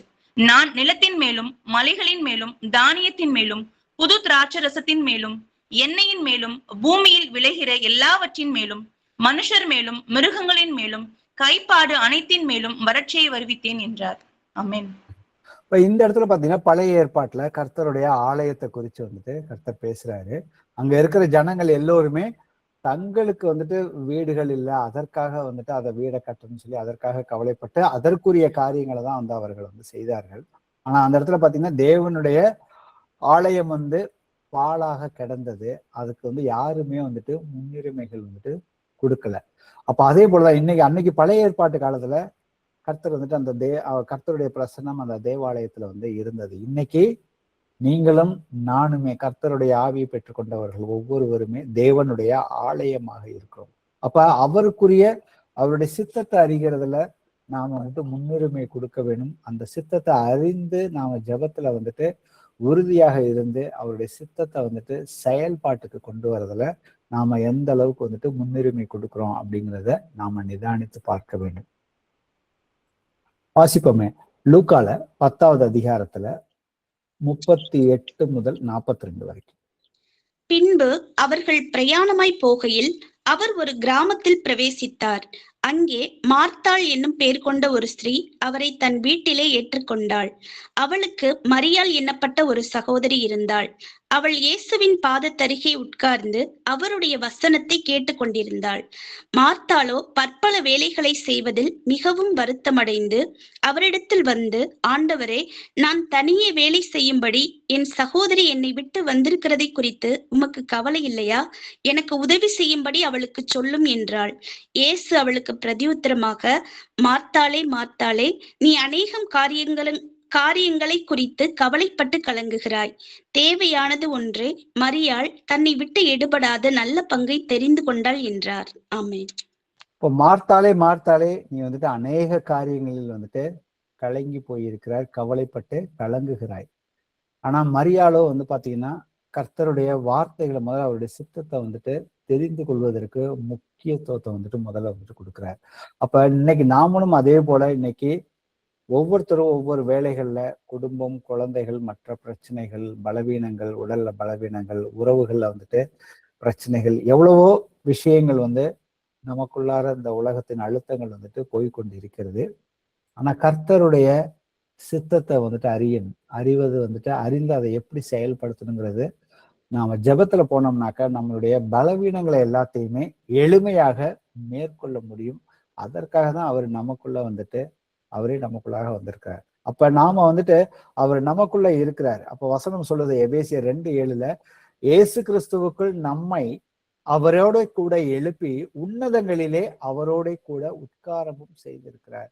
அப்ப இன்னொரு இடத்த சொல்லியிருக்காரு, பூமிக்குரியவைகள் அல்ல மேலானவைகளே நீங்கள் வந்துட்டு முக்கியத்துவம் நாம கொடுக்கணும், அதவே சிந்தியுங்கள், அதற்குரிய காரியங்களை வந்துட்டு தேடணும். அப்ப நம்ம அந்த பூமிக்குரிய காரியங்களை நாம வந்து சரி செய்யணும், எல்லாவற்றிலும் நாம வந்துட்டு வெற்றி அடைய வேணும். அப்படின்னாக்கா அந்த உள்ளான ஆவிக்குரிய மனுஷன் வந்துட்டு தேவனோடு இருக்கிற ஐக்கியத்துல வந்துட்டு பலப்பட வேண்டும். அது வந்து ஜெபத்தில் மாத்திரம்தான். அப்ப ஜெபம் வந்து எந்த அளவுக்கு வந்துட்டு குறையாகுதோ நம்ம வந்துட்டு பலவிதமான பிரச்சனைகளை நாம வந்துட்டு சந்திக்க நேரிடும். அதுல வந்துட்டு விழுந்து போவோம், சோர்வடைங்கிறத நம்ம நிறைய எடுத்துக்காட்டுகளை வந்து பார்த்தோம். அடுத்தது பாத்தீங்கன்னா அந்த ஜெபம் வந்து குறையும் பொழுது பார்த்தீங்கன்னாக்க அந்த பாவத்தை எதிர்க்கக்கூடிய அந்த உள்ளார்ந்த மனிதனுடைய பலமும் வந்துட்டு குறைய ஆரம்பிக்கும். அப்ப ஜெபத்தில் நாம் வந்து தேவனுடைய பரிசுத்தத்திற்கு முன் நம்ம வந்துட்டு நம்மை நாமே வந்துட்டு ஆராய்ந்து பார்க்கணும்னு சொல்லி வார வாரம் நாம அப்பத்தையும் ரசத்தையும் நாம வந்துட்டு நம்மை நாமே நிதானிக்கிறோம். ஆனா ஜெபத்தை புறக்கணிக்கும் பொழுது பாத்தீங்கன்னாக்கா நம்முடைய அந்த இருதய மனசாட்சி வந்துட்டு மந்தமாகிவிடும். சில நேரங்கள்ல கர்த்தருடைய வார்த்தைக்கு விரோதமாக நம்ம வந்துட்டு காம்ப்ரமைஸ், சமரசங்கள் வந்துட்டு சாதாரணமாக நம்ம வந்துட்டு செய்ய ஆரம்பிக்கலாம். அதனாலதான் வந்து தேவனிடத்தில் சேருங்கள், அப்பொழுது அவர் உங்களிடத்துல வந்து சேருவார். ஆனா அதற்கப்புறம் சொன்ன வார்த்தைகளை நிதானித்து பார்த்தோம்னா, பாவிகளே உங்கள் கைகளை சுத்திகரியுங்கள், இருமனம் உள்ளவர்களே உங்கள் இருதயத்தை பரிசுத்தமாக்குங்கிறார். அப்ப நாம வந்துட்டு பாவத்தை எதிர்த்து நிற்கக்கூடிய அந்த பலமே வந்து ஜெபத்துல இருக்குது. நம்மை நாமே நிதானிக்கும் பொழுது, கர்த்தருடைய பரிசுத்தத்துக்கு முன்னாடி வரும் பொழுது அவருடைய வெளிச்சத்துல நம்மளுடைய இருளை வந்துட்டு வெளியில வந்துட்டு கொண்டு வருவார். அதை நாம முழுமையாக அவர்கிட்ட ஒப்பு கொடுக்க வேண்டும். அப்ப நாம வந்து ஜெபத்துல குறைவுள்ளவர்களாக இருந்தோம்னாக்க நம்ம கிட்ட இருள் வந்து இன்னும் வந்து இருளுக்குள்ளே நாம வந்துட்டு மூழ்கி இருக்கிற மாதிரிதான் இருக்கும். அப்ப தேவனுடைய ஜெபம் குறைய குறைய என்ன ஆகுனாக்கா, தேவனுடைய அன்பை வந்துட்டு நாம வந்துட்டு ருசி பார்க்க முடியாது. அவர் வந்து நம்ம மேல அன்பு செலுத்தலைங்கிறது வந்துட்டு பொருள் கிடையாது. அப்ப நாம வந்து தேவனுடைய உதவியை, நம்ம பாவத்தை மேற்கொள்ளக்கூடிய அந்த பலத்தை வந்துட்டு, அந்த பலத்திற்காக நாம அவர்கிட்ட வந்துட்டு உதவியை கேட்கறதுக்கு ஜெபத்தின் மூலியமாக நம்ம தவறும் பொழுது நம்மளால வந்து பாவத்திலிருந்து ஜெயிப்பது வந்துட்டு கடினமாக இருக்கும். அவருடைய வழி நடத்துதல், அதுக்கப்புறம் வந்துட்டு அவர் நம்மளை சுத்திகரிக்கிறாருங்கிறத நம்ம வந்து பார்க்கிறோம். அப்ப இது எல்லாமே வந்து ஜெபத்துல வந்துட்டு நாம வந்துட்டு அதை விட்டு விலகும் பொழுதோ இல்லை குறைக்கும் போதோ அதை வந்துட்டு அதுக்கு சீரியஸா நாம முழுமையாக ஒப்பு கொடுக்கலன்னா பலவிதமான பிரச்சனைகளை வந்துட்டு நேரிடுவதற்கு அதிகமான வாய்ப்புகள் இருக்குது. வாசிப்போமே, நியாயாதிபதிகள் 14 1 முதல் 3 வரைக்கும் உள்ள வசனங்களை. சிம்சோன் திம்னாத்துக்கு போய் திம்னாத்திலே பெலிஸ்தரின் குமாரத்திகளில் ஒரு பெண்ணை கண்டு திரும்ப வந்து தன் தாயையும் தகப்பனை நோக்கி, திம்னாத்திலே பெலிஸ்தரின் குமாரத்திகளில் ஒரு பெண்ணை கண்டேன், அவளை எனக்கு கொள்ள வேண்டும் என்றான். அப்பொழுது அவன் தாயும் அவன் தகப்பனும் அவனை நோக்கி, நீ போய் விருத்த சேதனம் இல்லாத பெலிஸ்தரிடத்தில் ஒரு பெண்ணை கொள்ள வேண்டியது என்ன? உன் சகோதரன் குமாரத்திகளிலும் எங்கள் ஜன மனத்திலும் பெண் இல்லையா என்றார்கள். சிம்சோன் தன் தகப்பனை நோக்கி, அவள் என் கண்ணுக்கு பிரியமானவள், அவளையே எனக்கு கொள்ள வேண்டும் என்றான். ஆமென். ஆவியானவர் சிம்சோனுக்குள்ள வந்துட்டு இருக்கிறார். ஆனா அவனுடைய அந்த மாம்ச சிந்தை வந்து அவருடைய பெற்றோர்கள் வந்து நியாயப்பிரமாணத்துக்கு நல்லா தெரியும். அதனாலதான் வந்து சொல்றாங்க, என்னப்பா உனக்கு வந்துட்டு பெலிஸ்தியர்களிடத்துல போய் வந்துட்டு பெண் கேட்கிற, ஏன் விருத்த சேதனம் இல்லாதவர்கள்ட்ட வந்துட்டு விருத்த சேதனம் செய்யப்படாதவர்கள், கர்த்தரோட உடன்படிக்கை பண்ணாதவர்கள்ட்ட போய் வந்துட்டு பெண் எடுக்க வேண்டிய அவசியம் என்னன்னு கூட அவங்க வந்துட்டு சத்தியத்தின்படி வந்து சொல்றாங்க. ஆனா இருந்த போதிலும் அவன் என்ன சொல்றான், அவள் என் கண்ணுக்கு பிரியமானவள், அவளை எனக்கு கொள்ள வேண்டும். அப்ப சிம்சோன் வந்துட்டு ஆவியானவர் அவர்கிட்ட இருக்கும் பொழுது அவன் தனி ஆளாக இருந்து அவ்வளவு ஒத்தாளா இருந்துட்டு ஆயிரக்கணக்கான பேர்த்த வந்துட்டு அவன் வந்துட்டு மேற்கொண்டான்னு சொல்லி வசனம் வந்து பார்க்கிறோம். ஆனா பின்னாளிலே சிம்சோன் வந்துட்டு அவன் அந்த வேசியிடம் சென்று அந்த கர்த்தர் வந்துட்டு அவனுடைய அந்த தலை முடியை வந்துட்டு எடுக்கும் பொழுது அவனுடைய பலம் வந்து குறையும். அந்த ரகசியத்தை வந்துட்டு அவன் வந்துட்டு அவளுடைய அந்த தன்னுடைய இச்சையினால வந்துட்டு எல்லாவற்றையுமே வந்துட்டு அந்த ரகசியத்தை வந்துட்டு அவன் வெளிப்படுத்திடுறான். வெளிப்படுத்ததுக்கு அப்புறம் அவன் வந்து முழுமையாக அவனுடைய தலைமுடியை எடுத்ததுக்கு அப்புறம் பாத்தீங்கன்னாக்க அவன் வந்துட்டு ஆவியானவர் அவரை விட்டு விலகி போயிட்டாரு. அதற்கப்புறம் பாத்தீங்கன்னாக்க அவன் வந்துட்டு எல்லாத்தையுமே வந்துட்டு இழந்துடுறான். அவனுடைய கண்கள், அவனுடைய மாம்ச பலம் எல்லாமே வந்துட்டு போய்விட்டது. ஆனா திரும்பி வந்து பாத்தீங்கன்னா ஜெபத்துல வந்து அவனுக்கு அந்த முடி வளர ஆரம்பிக்குது. அங்க அவன் வந்து கர்த்தர்கிட்ட வந்து அவன் முழுமையா மனம் திரும்பி தன்னை ஒப்பு கொடுத்து அவன் வந்து ஜெபிக்கும் பொழுது பாத்தீங்கன்னா கர்த்தர் வந்துட்டு அவனுக்கு கண் இல்லாத போதும் அதே பலத்தை வந்துட்டு கொடுத்து அங்க வந்து அநேகரை வந்துட்டு அந்த ஒரே நாள்ல வந்துட்டு இறந்தார்கள்னு பார்ப்பான். அந்த ஒரு வீட்டுல கூடுனாங்க. அந்த வீடு வந்துட்டு அவனுடைய பலத்தினால, ஆவியானவருடைய பலத்தினால அவன் பழையபடி வந்துட்டு எல்லோரையுமே வந்துட்டு அந்த விருத்த சேதனம் இல்லாதவர்கள் எல்லோருமே வந்துட்டு அழிந்தார்கள்ங்கிறத நம்ம வந்து பார்க்க முடிகிறது. இன்னொரு வசனத்தை வாசிப்போமே, மத்தேயுல 26வது அதிகாரத்துல 40-41. பின்பு அவர் சீஷர்களிடத்தில் வந்து அவர்கள் நித்திரை பண்ணுகிறதை கண்டு பேதுருவை நோக்கி, நீங்கள் 1 மணி நேரமாவது என்னோட கூட விழித்திருக்க கூடாதா? நீங்கள் சோதனைக்கு உட்படாதபடிக்கு விழித்திருந்து ஜெபம் பண்ணுங்கள். ஆவி உற்சாகம் உள்ளதுதான், மாம்சமோ பலவீனம் உள்ளது என்றார். ஆமென். இப்ப இந்த இடத்துல வந்து சீஷர்களுக்கு வந்துட்டு அவர் வந்துட்டு எச்சரிப்பு கொடுக்கிறாரு. மாம்சம் வந்துட்டு பலவீனம் தான், தூக்கத்துக்கு வந்துட்டு இடம் கொடுக்காதீங்க அப்படின்னு சொல்றாரு. அதே மாதிரியான மாம்சத்துலதான் வந்துட்டு கர்த்தர் இயேசு கிறிஸ்து இருந்தாரு. அவருக்கும் வந்துட்டு தன்னுடைய அந்த நடக்க போற காரியங்களை எல்லாவற்றையுமே போய் ஜெபத்துல வந்துட்டு அவர் வந்துட்டு சொல்றாரு. என்ன விதமான மரணம் ஏற்பட போகுது, அவர் சரீரம் எப்படி எல்லாம் வந்துட்டு அடிக்கப்பட போகிறது, அவர் என்ன மாதிரியான அவமானங்களை வந்துட்டு சந்திக்க போறாருங்கிற எல்லா விஷயத்தையும் அவர் வந்து அறிந்திருந்தார். அதை எல்லாவற்றையுமே போய் ஜெபத்துல போய் வைக்கிறாரு. ஆனா என் சித்தம் அல்ல உம்முடைய சித்தப்படி ஆகும்னு சொல்லி பிதாவுடைய சித்தத்துக்கு வந்துட்டு அவர் வந்து ஒப்பு கொடுக்குறாரு. அதுக்கப்புறம் வந்துட்டு ஒரு தேவ தூதன் வந்துட்டு அவருக்கு வந்துட்டு ஆறுதல் சொல்றாருங்கிறத வந்துட்டு பார்க்கணும். அவருக்கு வந்து ஊழியம் செய்யறதையும் பார்க்கணும். அப்ப அதன் மூலியமாக என்ன வந்துட்டு அங்க வந்து மாம்சத்துல கர்த்தர் வந்துட்டு முழுமையான அந்த பரிசுத்த ஆவியானவருடைய பலத்தை வந்துட்டு பெற்றுக்கொள்கிறார். அப்ப பெற்றுக்கொண்டுதான் அதுக்கப்புறம் வந்து முழுமையா வந்து அவரை வந்து கைது செஞ்சு அவர் பட்ட துன்பங்கள் எல்லாத்துலயுமே வந்துட்டு அவர் வந்து உறுதியா நின்று எந்த இடத்துலயுமே அவர் வந்துட்டு அதுக்கப்புறமா அவ்வளவு அடி வேதனைகள்லயும் வந்துட்டு தன்னுடைய வார்த்தைகளினாலேயே எந்த ஒரு காரியத்திலையுமே அவர் வந்து பாவமே செய்யலை. கடைசியா வந்து அவர் உறுதியாக இருந்து அவர் வந்து நம்ம எல்லோருக்காகவும் இவர்கள் செய்யறது அங்கிருந்த ஜனங்கள் வந்துட்டு அவர்கள் செய்வது தனக்கு செய்யறது இவர்கள் அறிய என்னவென்று அவர்களுக்கு தெரியாதப்பா அப்படின்னு சொல்லிட்டு அவர்களை வந்து மன்னிங்கன்னு சொல்லி அவர் வந்துட்டு ஜெபிக்கிறார். ஆக்சுவலா அந்த நேரத்துல அப்ப ஜெபத்துலதான் நம்ம வந்துட்டு பலம் அடைய முடியும். ஜெபத்துல பலம் அடைஞ்சாதான் கர்த்தருக்கே வந்துட்டு பெரிய காரியங்களை வந்துட்டு ஊழியத்துல வந்துட்டு நாம வந்துட்டு செய்ய முடியும். ஆக்சுவலா அப்ப ரெண்டாவது விஷயம் பாத்தீங்கன்னாக்க நாம வந்துட்டு ஜெபிக்கும் பொழுது நமக்கு நிறைய வந்துட்டு கவன சிதறல்கள் வந்துட்டு அது வந்து ஏற்படும். பல விதங்கள்ல வந்துட்டு ஒவ்வொருத்தருக்கும் ஒவ்வொரு மாதிரி வந்துட்டு அந்த நேரத்துலதான் வந்துட்டு வேதம் வாசிக்கிறப்ப கூட வந்துட்டு கவனம் சிதறல் வந்துட்டு வராது. ஆனா ஜெபம் பண்ண உட்காரும் பொழுதுதான் பாத்தீங்கன்னா நிறைய கவனம் சிதறல்கள் வந்துட்டு வர ஆரம்பிக்கும். அவர்களுடைய மனம் வந்துட்டு நம்மளுடைய மனம் வந்துட்டு அலைபாயும். இது வந்துட்டு பொதுவான எல்லாருக்கும் ஏற்படக்கூடிய அது அனுபவம் தான். அப்ப கவனம் வந்துட்டு நம்மளுடைய ஜபத்துல நம்மளுடைய கவனம் வந்து சிதறி நம்ம வந்து வேற எதையோ யோசிச்சுக்கிட்டு இருக்குமே அப்படின்னு சொல்லி அடுத்தது என்ன ஆகுனாக்க நாம வந்துட்டு ஒரு குற்ற உணர்வுக்குள்ள வந்துட்டு போகக்கூடிய சூழல் வரும். அந்த மாதிரியான ஒரு குற்ற உணர்ச்சி வந்துச்சுனாக்கா அதற்காக நாம வந்துட்டு குற்ற உணர்வுக்குள்ள போகணுங்கிற அவசியம் வந்துட்டு தேவையே இல்லை. ஆனா அந்த கவன சிதறுகளை வந்து அந்த என்னென்ன கவனம் குறைவு ஏற்படுகிறதோ அந்த சிதறல் வருதோ அதை வந்து நம்ம வந்து கவனிக்காமலும் வந்துட்டு தொடர்ந்து வந்துட்டு ஜபத்துல வந்துட்டு போகக்கூடாது. ஆனா இதுக்குதான் கர்த்தர் சொல்லியிருக்காரு, விழித்திருந்து நமக்கு வந்து எங்கெங்க வந்துட்டு இந்த கவனக்குறைவு ஏற்படுதோ அந்த இடத்துல நாம வந்துட்டு விழித்திருந்து ஜபத்துல வந்து அதை வந்துட்டு மேற்கொள்ளணும். அப்ப ஜபத்துல வந்துட்டு விழிப்பும் தேவை, அதே போல ஒரு ஒழுங்கும் வந்துட்டு தேவைங்கிறத நாம வந்துட்டு இதை வந்துட்டு புரிந்து கொள்ள வேண்டும். அப்ப இந்த இடத்துல பாத்தீங்கன்னா ஜெபம் என்பது தேவனோடு உள்ள உறவு. தேவனிடத்தில் சேருங்கள், அப்பொழுது அவர் வந்து உங்களிடத்தில் வந்துட்டு சேருவார். மத்தேயு 26:41 பார்த்தோம், சோதனையை எதிர்ப்பதற்கு விழித்திருக்க வேண்டும் என்று சொல்லியிருக்காரு.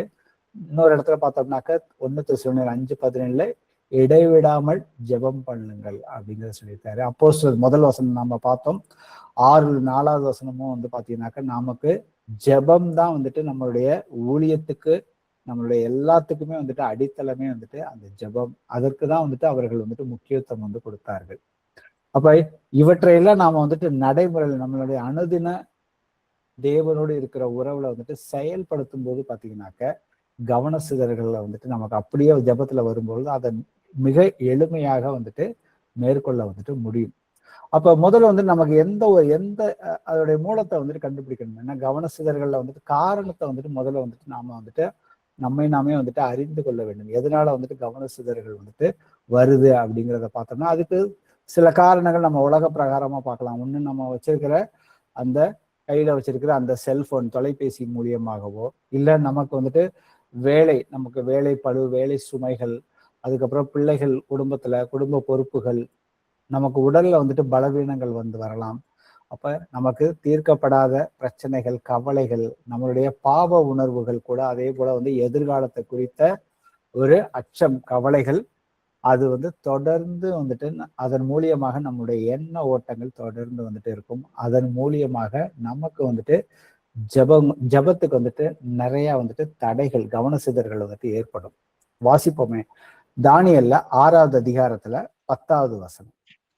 தானியேலோவென்றால் அந்த பத்திரத்துக்கு கையெழுத்து வைக்கப்பட்டதென்று அறிந்த போதிலும் தன் வீட்டுக்குள்ளே போய் தன் மேல் அறையிலே எருசலேமுக்கு நேராக பலகணிகள் திறந்திருக்க அங்கே தன் முன் செய்து வந்தபடியே தினம் 3 வேளையும் தன் தேவனுக்கு முன்பாக முழங்கால் படியிட்டு ஜெபம் பண்ணி ஸ்தோத்திரம் செலுத்தினான். ஆமென். அப்ப கர்த்தரை நோக்கி தானியேல் எப்பொழுதுமே அவன் ஜெபம் பண்றான். அவன்கிட்ட ஒரு குற்றத்தையுமே காண முடியல. அதனால அவனுடைய ஜெபத்தை தடுக்கணும் அப்படின்னு சொல்லிட்டு யாருமே வேற தேவர்களை வழிபடக்கூடாதுன்னு சொல்லி ஒரு அரசாணையை ராஜாவுக்கே தெரியாம அது தானியேலுக்கு விரோதமாக கொண்டு வந்தாங்க. ஆனா எல்லா அரசாணையும் என்ன அப்படிங்கிறத தானியேல் தெரிஞ்சிருந்தும் கூட தான் அந்த வசனத்துல உள்ள வார்த்தைகளை கவனிச்சு பாத்தீங்கன்னா, முன்பு செய்து வந்தபடியே 3 வேளையுமே அவன் அரசாணை பிறப்பித்ததுக்கு அப்புறமும் அவன் ஜெபத்துல உறுதியாக இருந்தான். ஆனா அவனுடைய சூழ்நிலைய, அவனுடைய பிரச்சனையை குறித்து அவன் இந்த இடத்துல அவன் மறுக்கவும் இல்லை. அந்த சூழ்நிலைகள் பிரச்சனைக்குரிய விஷயங்கள் இருக்குது, ராஜாவுடைய கட்டளை இப்படி முத்திரை இருக்குதுங்கிறது அவனுக்கு நன்றாக தான் தெரியும். ஆனா அவனுடைய சூழ்நிலை தன்னுடைய ஜெப பழக்கத்தை அவன் மேற்கொள்வதற்கு அவன் அனுமதிக்கவே இல்லை. அப்ப இதே போலதான் நாமளும், ஏன்னா இந்த இடத்துல நம்ம எப்பொழுதுமே முக்காவாசி நேரம் பார்த்தீங்கன்னா நமக்கு ஒரு பிரச்சனை வந்ததுக்கு அப்புறம் ரொம்ப சீரியஸா ஜெபம் பண்ணுவோம். அந்த ஜெபத்துக்கு கர்த்தர் விடுதலையும் கொடுத்துருப்பாரு. அதற்கப்புறம் நம்ம அந்த ஜெப வாழ்க்கையை குறைய ஆரம்பிக்கும். ஏன்னா எல்லாமே நார்மலா போயிட்டு இருக்குது. ஆனா இந்த இடத்துல பாத்தீங்கன்னா தானியேல் அவர் அந்த தேசத்தை ஆளக்கூடிய அந்த ராஜாவுக்கு அடுத்த ஒரு பொசிஷன்ல இருக்கிறாரு. அவர் அவ்வளவு ஒரு பிஸியான ஆளு. அவர் அவ்வளவு பிஸியான ஆளா இருந்தாலும் கர்த்தரோட துணையை கொண்டுதான் அவர் காலை, மதியம், மாலை 3 நேரம் அந்த ஜெப பழக்கத்தை அவர் விடவே இல்லை. அதனாலதான் அவருடைய காரியங்கள் எல்லாமே ஜெயமாக இருந்ததுன்னு நம்ம பார்க்கிறோம். அப்ப ஜெபத்திற்கு முன் நம்மை நாமே நிதானிக்க வேண்டும். என் மனது எது என்னுடைய கவன சிதறல்களை ஜெபத்துல இருந்து வேற எங்கேயோ என் மனது போகிறதுக்கு என்னென்ன காரியங்கள்லாம் என்னை மேற்கொள்ளுது அப்படிங்கிறத நாம அதை ப்ராக்டிக்கலாவே கையில நோட்ஸ் எடுத்து எழுதி பேப்பர்ல எழுதி வச்சுக்கிட்டு அந்த பிரச்சனையெல்லாம் நம்மளுடைய கவலைகள், அந்த கவன சிதறல்களை எல்லாத்தையுமே நாம கர்த்தர்கிட்ட உங்கள் கவலைகள் எல்லாம் அவர் உங்களை விசாரிக்கிறபடினால் உங்கள் கவலைகள்லாம் அவர் இடத்துல நம்ம ஒப்படைக்க வேண்டும். 2வது பாத்தீங்கன்னாக்க இந்த இடத்துல தானியேல் ஜெபத்துல அவர் உறுதியா இருந்தாருனாக்க அவர் அந்த குறிப்பிட்ட நேரங்கள்ல அவர் பழக்கப்படுத்திக்கிட்டார் தன்னை, சிறு வயது முதல். ஆக்சுவலா காலையில, மத்தியானம், சாயந்தரம்னு சொல்லி. அப்ப இடைவிடாமல் ஜெபிப்பது என்பது ஒரு ஒழுங்கு இல்லாமல் ஜெபிப்பதே அல்ல. தானியேலுக்கு பாத்தீங்கன்னா ஒரு நிலையான நேரம் அவர் ஒதுக்கி இருந்தாரு. அதுல அவர் எந்த விதத்திலையுமே அவர் காம்ப்ரமைஸ் பண்ணவே இல்லை. அதே போல இயேசு கிறிஸ்து தன்னுடைய ஊழியத்துல பாத்தீங்கன்னா அதிகாலையில ஜெபம் பண்ணாருங்கிறத பார்ப்போம். அவரை அநேகர் சூழ்ந்து இருக்கிற நேரத்துல அவர் அவர்களை விட்டு தனியே போய் அவர் பிதாவுக்கிட்ட தான் அதிகமான நேரத்தை செலவு பண்ணாருங்கிறத பார்க்கிறோம். ஏன்னா என்னை யோவான் 8:29 சொல்லுது, என்னை அனுப்பினவர் என்னுடனே இருக்கிறபடியினால் அவருக்கு பிதாவுக்கு பிரியமானவைகளை நான் எப்பொழுதும் செய்கிறபடினால் அவர் என்னை தனியே இருக்க விடுவதில்லைன்னு சொல்லிப்பாரு. ஒரு உதாரணத்துக்கு ஒரு வசனம் வாசிப்போம். லூக்கால 5வது அதிகாரத்துல 15-16. அப்படி இருந்தும் அவருடைய கீர்த்தி அதிகமாக பரம்பிற்று. திரளான ஜனங்கள் அவரோட உபதேசத்தை கேட்பதற்கும் அவராலே தங்கள் பிணிகள் நீங்கி சௌக்கியம் அடைவதற்கும் கூடி வந்தார்கள். அவரோ வனாந்தரத்தில் தனித்து போய் ஜெபம் பண்ணி கொண்டிருந்தார். ஆமென். அப்ப அவரை நோக்கி அவ்வளவு பேர் அவரை தேடி வராங்க. ஆனா அந்த நேரத்துலயும் அவர் பாத்தீங்கன்னாக்க வனாந்தரத்துல தனித்து போய், யாருமே வாங்க இது உங்க நேரம் அப்படிலாம் சொல்லல. அவரே அவ்வளவு ஒரு பிஸியாக இருந்தாலும் அதுக்குன்னு அவர் பிதாவோட நேரம் செலவு பண்ணார். ஏன்னா ஜெபத்தின் மூலியமாக தான் எல்லா காரியங்களுமே அவர் ஊழியத்தை செய்ய முடிஞ்சு. அதே போலதான் சீஷர்களும் செய்தார்கள். அதே காரியம்தான் நமக்கும் கர்த்தர் நியமித்து இருக்கிறார். ஆனா அதை நாம அதை பிராக்டிஸ் பண்ணாதான் அது அதுக்கு அடுத்த காரியங்கள் ஆவிக்குரிய ரீதியில நாம வளர முடியும். இப்ப ஏற்கனவே நாம எல்லோருமே இங்க இருக்கிறவர்கள் அநேகர் ஜெபம் ஏற்கனவே என்னால 1 மணி நேரம் பண்ண முடியுது அப்படின்னா ஒன்றும் பிரச்சனையே கிடையாது. அது நல்ல விஷயம் தான். இது யாருக்கு ஜெபத்துல முழுமையாக என்ன ஜெபம் பண்ணுவது, ஜெபம் வந்து எல்லாத்துக்குமே தெரியும், நமக்கு சின்ன பிள்ளைலேருந்து தெரியும். நமக்கு கர்த்தர் இருக்கிறார், அவரை நாம இயேசு கிறிஸ்து, அவரை விசுவசிக்கிறோம், நமக்கு என்ன தேவைகளோ அவர்கிட்ட வந்து கேட்கிறோம். இதுதான் நமக்கு நாம கற்றுக்கொண்ட ஜெபம். ஆனா ஆவிக்குரிய ஜெபம் அப்படிங்கிறது என்னது? அவருடைய சித்தத்தின்படி எப்படி ஜெபிக்கணும், அந்த ஜெபத்தை வந்து எப்படியெல்லாம் வந்துட்டு ஜெபிக்க வேண்டும்னு சொல்லி வேதத்துல நாம வந்து பார்த்தோம்னா, முதல்ல வந்துட்டு நன்றியோட வந்துட்டு ஸ்தோத்திரத்தோட நம்ம ஜெபத்தை ஏறெடுக்கிறது வந்துட்டு தான் வந்துட்டு பழைய ஏற்பாட்டிலையும் சரி புதிய ஏற்பாட்டிலையும் எல்லா இடத்துலையும் வந்துட்டு சொல்லி கொடுத்துருக்குறாங்க. நாம அதன்படி வந்துட்டு நம்ம இது வரைக்கும் முழுமையாக நம்ம நேரத்தை கர்த்தர்கிட்ட கொடுக்காம இருந்தோம்னா, நம்ம எடுத்தோடனே வந்துட்டு ஒரு 10 நிமிஷம் 1/4 மணி நேரம்னு சொல்லி டெய்லி வந்துட்டு ஒரு நேரத்தை வந்துட்டு ஸ்ட்ரிக்டா வந்துட்டு ஒதுக்கிட்டு அவர்கிட்ட வந்துட்டு பேச ஆரம்பிக்கணும் வேத வசனங்களோட. அப்ப நமக்கு வாசிப்போம் இன்னொரு வசனம். நமக்குரிய தடைகள் என்னென்ன இருக்குதோ அந்த கவன சிதறல்கள், மற்றபடி வந்து ஜெபத்துல வந்துட்டு முழுமையா ஈடுபடாம இருக்கிறதுக்கு என்னென்ன தடைகள் நமக்கு இருக்குதுங்கிறத வந்துட்டு கண்டறிஞ்சு அதை வந்து மேற்கொள்வதற்கு கர்த்தர் வந்துட்டு ஒரு வசனத்தை கொடுத்திருக்கிறாரு. மத்தேயுல 6:6 வாசிப்போம். நீயோ ஜெபம் பண்ணும் போது உன் அறை வீட்டிற்குள் பிரவேசித்து உன் கதவை பூட்டி அந்தரங்கத்தில் இருக்கிற உன் பிதாவை நோக்கி ஜெபம் பண்ணு. அப்பொழுது அந்தரங்கத்தில் பார்க்கிற உன் பிதா உனக்கு வெளியரங்கமாய் பலன் அளிப்பார். ஆமென். ஆமென். அப்ப இந்த இடத்துல பாத்தீங்கன்னா கதவை பூட்டி ஜெபிக்கும்படிதான் வந்துட்டு கர்த்தர் வந்து சொல்லியிருக்காரு. அப்ப நமக்கு என்னென்ன இடர்கள் இருக்குதோ அது எல்லாத்தையும் நாம வந்துட்டு ஒதுக்கி வைக்கணும் முதல்ல. அப்ப தேவனுக்குன்னு நாம வந்துட்டு கொடுக்குற அந்த நேரத்தை அதை பாதுகாக்க வேண்டிய பொறுப்பு நம்ம கிட்ட தான் இருக்குது. அப்ப அதுக்கு வந்துட்டு இடையூறா வந்து நம்மளுடைய செல்போன் இருக்குதா அப்படிங்கிறத பார்க்கணும். அப்படி அந்த செல்போன் மூலியமா பிரச்சனை வருதுனாக்கா அந்த நேரத்துல அதை ஆஃப் பண்றதோ இல்லை வந்துட்டு வால்யூமை குறைச்சி வைக்கிறதோ, அது வந்துட்டு ஒரு ஒரு நிறைய நமக்கு நோட்டிஃபிகேஷன் வரும். அதன் மூலியமா நம்ம ஜெபம் பண்ணும் பொழுது ஒரு சத்தத்தை கேட்டு நம்மளுடைய கவனம் வந்துட்டு சிதறடிக்கப்படும். ஸோ அந்த மாதிரி நேரத்துல வந்து நாம வந்துட்டு நிதானிக்க வேண்டும். இது வந்துட்டு கர்த்தர் வந்து அவர் சொன்ன விஷயம்தான். நீ உன் அறை வீட்டுக்குள் பிரவேசித்து உன் கதவை பூட்டி அந்தரங்கத்தில் உன் பிதாவை நோக்கி ஜெபம் பண்ணு. இப்ப இதற்காக நமக்கு வந்துட்டு ஒரு அமைதியான ஒரு சூழல் வந்துட்டு வேணும். ஜெபம் பண்ணுவதற்கு ஏதாவது தடைகள் இருந்துச்சுனாக்க அந்த தடையை வந்துட்டு நாம வந்துட்டு நீக்கி வைக்க வேண்டிய பொறுப்பு அது நம்ம கிட்ட தான் இருக்குது. அதற்கு ஏதாவது வந்து நமக்கு வந்துட்டு அதையும் வந்து ஜெபத்துல நீக்க முடியாத காரியங்கள் ஏதாவது இருந்துச்சுன்னா அதையும் நம்ம வந்துட்டு ஜெபத்துல வந்துட்டு மேற்கொள்ள வேண்டும். அதுக்கப்புறம் பாத்தீங்கன்னா நம்ம எந்த ஒரு ஜெபத்தையும் வந்துட்டு வேத வசனத்தோடு தான் வந்து நாம வந்துட்டு இணைச்சு வந்துட்டு ஜெபம் பண்ணணும். அப்படி பண்றப்ப பாத்தீங்கன்னா அந்த ஜெபத்துல வந்து நம்மளால வந்துட்டு நம்மளுடைய விசுவாசமும் வந்துட்டு அதிகரிக்கும். இந்த ஜெபத்துக்கு கண்டிப்பா வந்து கர்த்தர் பதில் கொடுத்துட்டாருன்னு சொல்லி நம்ம வந்துட்டு உறுதியாக இருக்க முடியும். அதற்கு ஒரு நல்ல உதாரணம் பாத்தீங்கன்னாக்க தாவீது வந்து பாத்தீங்கன்னா தன்கிட்ட இருந்த பயமோ தன்னுடைய பாவமோ இல்ல துதி நம்பிக்கை இல்ல தன்னுடைய தேவைகள் எல்லாவற்றையுமே தேவனுடைய வார்த்தைகளோட தான் இணைத்து வந்துட்டு அவர் வந்துட்டு ஜெபத்தை ஏறெடுத்தாருங்கிறத நம்ம சங்கீதம் 23 இல்ல 27 இல்ல 51 103 இதை வந்துட்டு நம்ம வந்து அவர் வந்து பிராக்டிக்கலா எப்படி வந்துட்டு அவருடைய ஜெபம் வந்து இருந்தது நமக்கு அது வந்து நல்ல ஒரு உதாரணமாக இருக்கும். நம்மளுடைய ஜெப வாழ்க்கை ஆவிக்குரிய வாழ்க்கை இன்னும் வந்துட்டு மேலும் மேலும் வந்துட்டு வளருவதற்கு. அப்ப நாம நடைமுறைக்கு பாத்தீங்கன்னா ஏதாவது ஒரு வேதத்தை எடுத்து வாசிச்சு அதை தியானிச்சு இதுல வந்து கர்த்தர் வந்துட்டு இதுல வந்து இந்த வசனத்துல இருந்து எனக்கு வந்துட்டு என்ன கற்றுக் கொடுத்தாரு, அது என்னுடைய இருதயத்துல என் வாழ்க்கையில என்ன ஒரு மாற்றத்தை வந்துட்டு கொண்டு வருகிறது.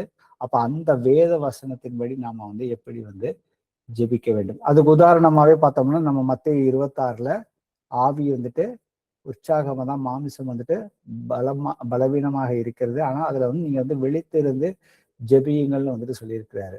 அப்ப நமக்கு ஜெபத்திலேயோ நம்மளுடைய கவன சிதறல்லையோ ஒரு சோதனை வந்துச்சுனாக்கா அதை வந்துட்டு அதை அப்படியே இக்னோர் பண்ணிட்டு அதை அலட்சியப்படுத்தாமல் அப்ப நான் வந்து விழிப்புடன் வந்துட்டு இருக்க வேண்டும், என்னை வந்துட்டு ஆவியில வந்துட்டு இன்னும் வந்துட்டு பலப்படுத்துங்க அப்படின்னு சொல்லி அந்த வசனத்தை வச்சு நாம வந்துட்டு ஜெபம் பண்ணலாம். அப்ப கவன சிதறல்கள் வந்துட்டு நமக்கு வந்துட்டு ஜெபத்துல வந்துட்டு வரும். ஆனா வந்து அதை வரும் பொழுது பாத்தீங்கன்னாக்கா அதோட வந்து போராடாமல் நம்ம குற்ற உணர்ச்சிக்குள்ள போகாம அந்த கவன சிதறல்களையும் நாம வந்து ஒரு ஜெபமாக நம்ம வந்துட்டு மாற்றுவதற்கு முயற்சி செய்ய வேண்டும். அப்ப நமக்கு சில நேரங்கள்ல வந்துட்டு ஒரு கவலையோ ஜெபத்துல இருக்கும் பொழுது ஒரு கவலையோ இல்ல உடல்நிலையை குறித்த ஒரு பிரச்சனையோ இல்ல பண பிரச்சனையோ இல்ல வந்துட்டு குடும்ப பிரச்சனையோ ஏதாவது ஒரு தேவைகள் கூட இருக்கலாம். அதை நாம வந்து முற்றிலும் வந்துட்டு நான் வந்து ஜெபம் பண்றேன், இந்த பிரச்சனை வந்துட்டு எனக்கு வந்து டிஸ்டர்ப் ஆயிருக்குன்னு சொல்லிட்டு அதை வந்து முற்றிலுமா வந்து தவிர்ப்பதை விட்டுட்டு அதவே வந்துட்டு அந்த பிரச்சனையவே நாம வந்து ஒரு ஜெப மைய பொருளா வச்சு அதை வந்து நாம வந்துட்டு ஜெபிக்க முடியும். இதற்கு ஒரு நல்ல உதாரணம் வந்து பார்ப்போமே. நெகேமியால 2வது அதிகாரத்துல 4வது வசனம். அப்பொழுது ராஜா என்னை பார்த்து, நீ கேட்கிற காரியம் என்ன என்றார். அப்பொழுது நான் பரலோகத்தின் தேவனை நோக்கி ஜெபம் பண்ணி, ஆமென். அப்ப இந்த வசனத்தோட பின்னணியை நம்ம வந்து பார்த்தோம்னாக்க, அவன் வந்து ராஜா கிட்ட வந்து அரண்மனையில வந்து அவன் வேலை செய்யறான். ராஜாவோட கூடயே இருந்து அவருக்கு தேவையானதை வந்துட்டு செய்கிறவன். ஆனா அவனுக்குள்ள வந்துட்டு ஒரு கவலை. அவன் வந்து கேள்விப்படுறான், ஜெருசலேம் ஆலயம் வந்து அது வந்து பாழாகி கிடக்கிறது, அது வந்து அக்கினியால சுட்டரிக்குது கிடக்குது அப்படின்னு சொல்லிட்டு அவன் வந்து முழுமையா கேள்விப்பட்டு அவன் வந்து துக்க முகத்தோட வந்துட்டு இருக்கிறத ராஜா பாக்குறாரு.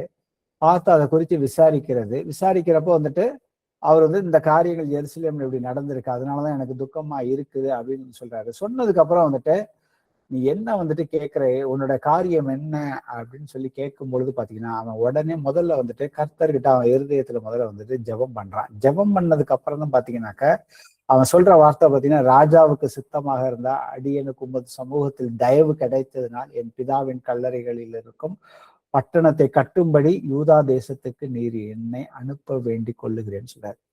அப்ப ராஜா கிட்ட அவன் ராஜாவுக்காக வந்துட்டு சேவை செய்யறவன். ஆனா அவன் கேட்கிற காரியமும் ஒரு பெரிய காரியம். ஆனா முதல்ல வந்துட்டு அந்த காரியத்துக்காக அவன் ராஜாவுக்கு உத்தரவு சொல்றதுக்கு முன்னாடி கர்த்தர்கிட்ட அவன் வந்து ஜெபம் பண்றான். ஜெபம் பண்ணிட்டு பதில் சொல்ல ஆரம்பிக்கிறப்ப கர்த்தர் வந்துட்டு அந்த ராஜாவுடைய இருதயத்தை மாற்றி அவனுக்கு தேவையான எல்லாவற்றையுமே வந்துட்டு கொடுக்கிறாரு.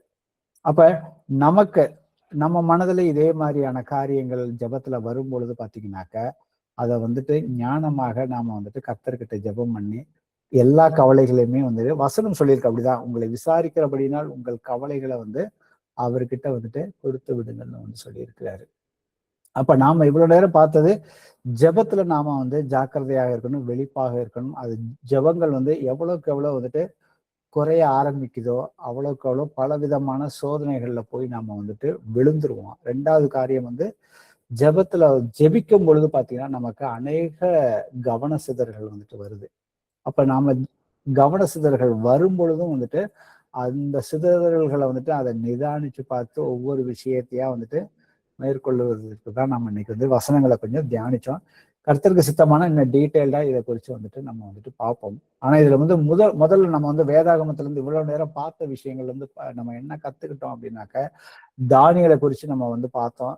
தானியல் வந்துட்டு ஜெபத்துல வந்துட்டு உறுதியாக இருந்தார். என்ன பிரச்சனை வந்தாலுமே அவர் ஜெபத்தை வந்துட்டு வாழ்க்கை முறையாகவே வச்சிருந்தாரு. ஒரு பிரச்சனை வந்தனால அதுக்காக போய் அவர் வந்துட்டு ஜெபமே பண்ணாரு. அவருடைய ஜெபம் வந்துட்டு நிலைத்தன்மையோட இருந்ததை வந்துட்டு நாம வந்துட்டு கத்துக்க முடியுது.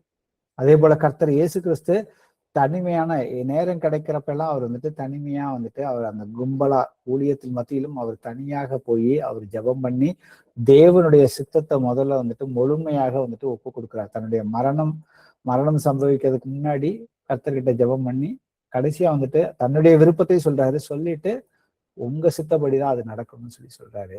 அதே போல ஒரு ராஜாவுக்கு பதில் சொல்லக்கூடிய நேரத்துல பாத்தீங்கன்னா அந்த இடத்துலயும் அவர் வந்துட்டு இருதயத்துல ஜெபம் பண்ணி தான் அவர் ராஜா கிட்ட வந்துட்டு நெகேமியா பதில் சொன்ன காரியத்தை நம்ம வந்துட்டு பாக்குறோம். அதே போல தாவீது வந்து பாத்தீங்கன்னா அந்த நாத்தான் வேல் வந்து பச்சைபாவரோட இருக்கிற அந்த உறவை வந்துட்டு அவர் வந்து வெளிப்படுத்தும் பொழுது, அது ஒரு பாவமான செயல் வெளிப்படுத்தும் பொழுது அந்த இடத்துல தாவீது வந்துட்டு தன்னுடைய பாவத்தை வந்துட்டு எங்கேயுமே மறைக்காம அவன் முழுமையாக வந்துட்டு ஒப்பு கொடுத்து அவன் வந்து கர்த்தர்கிட்ட இருந்து வந்துட்டு அவருடைய கிருபையினால அடுத்தது மேலும் ஆவிக்குரிய ரீதியில வந்துட்டு மனம் மாறி அவன் வளர்ற சூழ்நிலைகளையும் நம்ம வந்துட்டு பாக்குறோம். அதே போல பவுலும் சீலாவும் வந்து ஜெயில இருக்கிறாங்க. ஜெயில இருக்கும் பொழுது அவர்கள் ஒரு இக்கட்டான சூழல்ல வந்து அவர்கள் தலைகளாக கட்டி அடிக்கப்பட்டு தொங்க விடுகிறார்கள். ஆனா அந்த நேரத்திலையும் வந்து நன்றியோட வந்துட்டு கர்த்தர் வந்து தேவனை வந்துட்டு துதித்து அவர்கள் வந்து ஜெபம் பண்றாங்க. அதே போல இன்னொரு உதாரணம் பார்த்தீங்கன்னாக்கா அப்போஸ்தலர்கள்ல வந்துட்டு பேதுருவையும் மற்ற சீஷர்களையும் அவர்கள் கைது பண்ணி விடுதலை பண்ணதுக்கு அப்புறம் வந்து அங்க சபையாக சேர்ந்து அவர்கள் ஒருமனப்பட்டு கர்த்தர்கிட்ட ஜெபிக்கும் பொழுது அங்க வந்து வீடு வந்து அசைந்ததையும் பார்க்கிறோம். அங்க தேவனுடைய பலத்தை வந்துட்டு ஜெபத்தின் மூலியமாக அவர்கள் வந்துட்டு கண்டார்கள்ங்கிறதையும் நம்ம வந்து பார்க்கிறோம். அப்ப நாம வந்து ஜெபத்துல எந்த அளவுக்கு வந்துட்டு உறுதியாக இருக்கிறோங்கிறது தான் வந்துட்டு ஒரு முக்கியமான ஒரு விஷயம். அப்ப இடைவிடாமல் நீங்க வந்துட்டு எப்பொழுதும் ஜெபம் பண்ணுங்கள்னு கர்த்தர் சொல்லியிருக்காரு. அப்ப இடைவிடாமல் ஜெபிப்பது என்பது பாத்தீங்கன்னா நாள் முழுவதும் வாயால் மட்டும் அவருடைய வார்த்தைகளை சொல்லி கொண்டிருந்து அவரோட பேசுவதுங்கிறது பொருள் கிடையாது. அது நாம வந்துட்டு தேவனை வந்துட்டு எப்பொழுதுமே நம்ம நினைவில் கொண்டு இருதயத்துல அவர் இருக்கிறார், நம்ம வந்து கர்த்தருக்குள்ள யாரு, என்னுடைய அடையாளம் என்ன அப்படிங்கிறத முழுமையாக உணர்ந்து ஒவ்வொரு சூழ்நிலையிலும் நாம வந்துட்டு அவரை வந்துட்டு அணுகுவதற்கு நம்மளுடைய இருதயம் வந்துட்டு பழக்கப்படணும். அப்ப காலை வந்துட்டு நம்ம ஒரு நாளைக்கு காலையில நம்ம வந்து காலையில அதிகாலையில வந்துட்டு என்னை தேடுகிறவன் அவன் வந்துட்டு என்னை கண்டடைவான்ங்கிறது பாத்தீங்கன்னா அந்த நாள் முழுக்க இருக்க நமக்குரிய அந்த உலகத்துக்குரிய அந்த போராட்டங்கள், நம்மளுடைய வேலைகள், மற்ற எல்லா காரியங்களிலுமே வந்துட்டு அந்த நாளை நம்ம கர்த்தர்ட்ட ஒப்பு கொடுத்து என்னை வழி நடத்துங்கன்னு சொல்றப்ப பாத்தீங்கன்னாக்கா அவருடைய நம்ம காரியங்கள் ஒவ்வொன்றா அவர்கிட்ட சொல்லியிருப்போம். அதை நன்றியோட சொல்லும் பொழுது பாத்தீங்கன்னாக்க நாம வந்துட்டு நம்ம அந்த நாளை வந்துட்டு கர்த்தர் எப்படி அவருடைய வழி நடத்துதல் நமக்கு வந்துட்டு முழுமையாக கிடைக்கும். நமக்கு வந்துட்டு சோதனைகள் வரும் பொழுது நமக்கு வந்து உதவி வந்துட்டு கேட்டோம்னா நமக்கு கிடைக்கும். அதே போல வந்துட்டு நமக்கு கர்த்தர் நமக்கு செய்த நல்ல காரியங்கள், நம்ம ஜெபத்துக்கு பதில் கொடுத்திருப்பாரு, அதற்கு அப்பப்ப நாம நன்றி சொல்லும் பொழுது நம்ம எங்கேயாவது ஒரு இடத்துல இடறி விழுந்திருப்போம், வார்த்தையினாலேயோ இல்லை நம்மளுடைய சரீரத்தின் செய்களும் தேவனுக்கு விரோதமாக நம்ம விழுந்திருப்போம். அந்த நேரத்துலையும் வந்துட்டு நாம வந்து இன்ஸ்டன்டா வந்துட்டு மனம் திரும்பி அவர்கிட்ட மன்னிப்பு கேட்டு ஒப்புரவாகிற காரியங்கள். அதே போல நாம மற்றவர்களுக்காகவும் சில நேரங்கள்ல ஜெபம் பண்ணக்கூடிய சூழல்கள் ஏற்பட்டா நாமளும் வந்துட்டு ஜெபம் பண்றோம். ஸோ இது எல்லா காரியங்களையும் தான் கர்த்தர் வந்துட்டு இடைவிடாமல் ஜெப வாழ்க்கையை குறித்து வந்துட்டு பேசுறாரு. அப்ப நாம ஆவிக்குரிய அந்த விழிப்பு வந்து எப்பொழுதுமே இருக்க வேண்டும். ஏன்னா கர்த்தருடைய வருகையானது மிகவும் சமீபமாக இருக்கிறது. மனுஷகுமாரன் வரும் பொழுது விசுவாசத்தை காண்பாரோன்னு சொல்லியிருக்கிறார். அப்ப அந்த வார்த்தைகள் அவருடைய பிள்ளைகளை பார்த்துதான் சொல்றாரு. நாம வந்து விசுவாசத்துல உறுதியா நிக்கணும்னா நாம வந்து ஜெபத்துல வந்துட்டு நாம சோர்வு இல்லாமல் நாம வந்து ஜெப வாழ்க்கை வந்துட்டு அது ஒரு வாழ்க்கை முறையாக நமக்கு வந்து மாற வேண்டும். எவ்வளவு வார்த்தைகள் தெரிந்திருந்தாலும் அந்த ஜெபத்துல நாம விழிப்பா இல்லைனாக்க நாம வந்துட்டு விசுவாசத்துல ஆட்டோமேட்டிக்கா வந்துட்டு நம்மளை அறியாமலே வந்துட்டு குறைவுபட ஆரம்பிப்போம். ஏன்னாக்க விசுவாசம் எப்ப குறைவுபடும்னாக்க நமக்கு பிரச்சனைகள் நம்மளை வந்துட்டு உலகம் நம்மளை மேற்கொள்ளும் பொழுது நாம வந்துட்டு கர்த்தரை சார்ந்து இல்லாமல் நாம மாம்ச சிந்தையோட நடக்க ஆரம்பிக்கிறப்ப ஆட்டோமேட்டிக்கா வந்துட்டு விசுவாச குறைவுகள் ஏற்படும். அப்ப இன்னைக்கு கர்த்தர் நமக்கு அநேக வசனங்களை வந்து ஜெபத்தோடைய முக்கியத்துவத்தை குறித்து கற்றுக் கொடுத்துருக்காரு. அதற்காக நாம வந்துட்டு நன்றியோடு இனி வந்து நாம வந்து ஜெபத்துல வந்துட்டு விழித்திருக்கிற பிள்ளைகளாக இருப்போம். Praise the Lord brothers and sisters. எங்கள் கர்த்தராகிய இயேசுவே, அப்பா பிதாவே, உம்மை ஸ்தோத்தரிக்கிறோம், உமக்கு நன்றி செலுத்துகிறோம். இங்க இந்த ஜெபத்துல ஒவ்வொருத்தரையுமே இயேசு கிறிஸ்துவின் நாமத்தினால ஒவ்வொருவரையுமே ஆசீர்வதிக்கிறேன். அவருடைய குடும்பத்தார் அனைவரையுமே இயேசுவின் நாமத்தினால ஆசீர்வதிக்கிறேன். அப்பா தகப்பனே, அந்த ஜெபத்தோடைய முக்கியத்துவத்தை நீங்க சொல்லி கொடுத்தீங்கப்பா.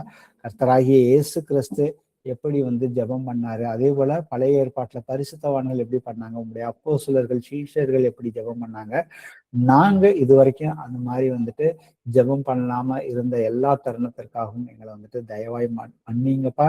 எங்களுக்கு ஜெபத்துல வந்து விழிப்பாக இருந்து நாங்கள் வந்து எப்படி ஜெபம் செய்ய வேண்டும் என்பது எங்களுக்கு தெரியாதப்பா. ஆனா ஆவியானவர் எங்களுக்குள்ளாக இருந்து ஜெபத்துல வந்து உதவி செய்வேன்னு சொல்லியிருக்கிறீங்கப்பா. நாங்கள் வந்து ஜெபம் செய்வதற்கு நாங்கள் வேத வசனம் சொல்லுகிறது யோவான் 15, நீங்கள் என்னிலும் என் வார்த்தைகளும் உங்களில் நிலைத்திருந்தால் நீங்கள் கேட்டுக்கொள்வதோ. அப்ப நாங்கள் கேட்டுக்கொள்வது என்பது வந்து ஜெபம் தான். அது வந்துட்டு அந்த கேட்டுக்கொள்வது எங்களுடைய மாம்ச சிந்தையின்படி இல்லாமல் எல்லாமே வந்து தேவனுடைய சித்தத்தின்படி எதையாவது கேட்டால் கண்டிப்பா அந்த ஜெபத்துக்கு 100% வந்து எங்களுக்கு பதில் கொடுக்குறீங்கப்பா. அதை நாங்கள் ஒவ்வொருத்தரும் அனுபவிச்சிருக்கிறோம் ஒவ்வொரு மாதிரி. ஆனா அதுல எப்பொழுதுமே நாங்க வந்துட்டு சோர்ந்து போகாமல் எங்களுக்கு ஒரு ஜெபத்துக்கு பதில் கிடைச்சிருச்சு அப்படின்னு சொல்லி நாங்க வந்து ஆவியில வந்துட்டு குளிர் உள்ளவர்களாக இல்லாம எப்பொழுதுமே அடுத்தது வந்துட்டு பரிசுத்தமா இருக்கிறவன் இன்னும் பரிசுத்தமாக இருக்க வேண்டும், நீதி செய்கிறவன் இன்னும் அதிகமாக நீதி செய்யணும்னு சொல்லியிருக்கீங்க. அப்ப நாங்க எப்பொழுதுமே ஆவியில இன்னும் அதிகமாக அனலாக இருந்து அப்பா உம்முடைய சித்தத்தின்படி உம்முடைய ஊழியத்தை ஒவ்வொருவருமே வந்துட்டு செய்யணும்னு சொல்லியிருக்கீங்கப்பா. அதற்குரிய எல்லா அதிகாரத்தையும் இங்க இருக்கிற ஒவ்வொருவருக்கும் கொடுத்துருக்குறீங்கப்பா. அதை வந்து அவர்கள் பிராக்டிக்கலா அவங்க அனுதின வாழ்க்கையில வந்துட்டு அந்த காரியங்களை செய்வதற்கு அதை வந்து ஜெபத்துல நீங்க ஒவ்வொருவரையுமே பலப்படுத்தி பழக்கப்படுத்தி அவங்க நீங்க பேசுறத, ஏன்னா தேவன் ஆவியாக இருக்கிறார், அவரை தொழுது கொள்ளுகிறவர்கள் உண்மையோடும் ஆவியோடும் தொழுது கொள்ள வேண்டும். அப்ப எனக்குள்ளாக இருக்கிற ஆவியில தான் கர்த்தர் வந்துட்டு உணர்த்துவார், பேசுவார். அதை வந்து அப்பாற்பட்டு அந்த வார்த்தைகளுக்கு மேலாக நமக்கு உணர்த்துற காரியங்களை இங்க இருக்கிற ஒவ்வொருத்தருமே வந்துட்டு சரியாக பகுத்தறிந்து அவர்கள் ஒவ்வொருவருக்கும் ஆவிக்குரிய கண்களை நீங்க திறந்து கொடுத்து அவர்களை வந்துட்டு ஞானத்திலும் அந்த தெளிவையும் கொடுத்து வழிநடத்தும்படியாக இயேசு கிறிஸ்துவின் நாமத்தினால எங்களுடைய எல்லா ஜபங்களையும் ஏறெடுக்கிறோம். எங்கள் ஜீவனுள்ள நல்ல பிதாவே, ஆமென். சொல்லலாம். பிரைஸ்லாம் பிரதர், ஒரு பிரேயர் ரிக்வெஸ்ட் இருக்குங்க பிரதர். சொல்லுங்க சிஸ்டர். வசந்த் காலில் அந்த ஜவ்வு மூட்டுல இருந்து கீழே வரைக்கும் கொஞ்சம் ஜவ்வு விலகி இருக்கிறதுனால ஆபரேஷன் பண்ண சொல்லி 2 மாசம் லீவு கொடுத்து அனுப்பிட்டாங்க பிரதர். இந்த டைம்லயே அவங்களுக்கு இந்த சத்தியத்தை கேட்டு செய்தி கேட்டுட்டு இருந்தாங்க. எப்படியாவது சத்தியத்துக்குள்ள அவங்க ஞானஸ்தானமும் எடுக்கணும், அவங்க எல்லாத்தையும் உணரணும். இப்பதான் வசனம் எல்லாம் நல்லா கொஞ்சம் கொஞ்சம் கேட்டுக்கிட்டே வர்றாங்க பிரதர். அவங்களுக்காக ஜெபிக்கணும். இந்த ஆஸ்பத்திரியில போய் காமிக்க போறாங்க, ஆப்ரேஷன் பண்ணணுமா என்னென்ன சொல்லிட்டு வசனத்துக்கு கீழ்ப்படிஞ்சு நீங்க ஆண்டவருக்குள்ள நீங்க எல்லாத்தையும் அறிக்கிட்டு ஜெபம் பண்ணீங்கன்னா ஏசப்பா இதுல இருந்து உங்களுக்கு விடுதலை தருவாங்க தம்பின்னு சொல்லிட்டேங்க பிரதர். இருந்தாலும் நீங்க அவங்களுக்காக ஒரு ஜெபம் பண்ணிருங்க பிரதர். பிரைஸ்லா பிரதர். சரிங்க சிஸ்டர்.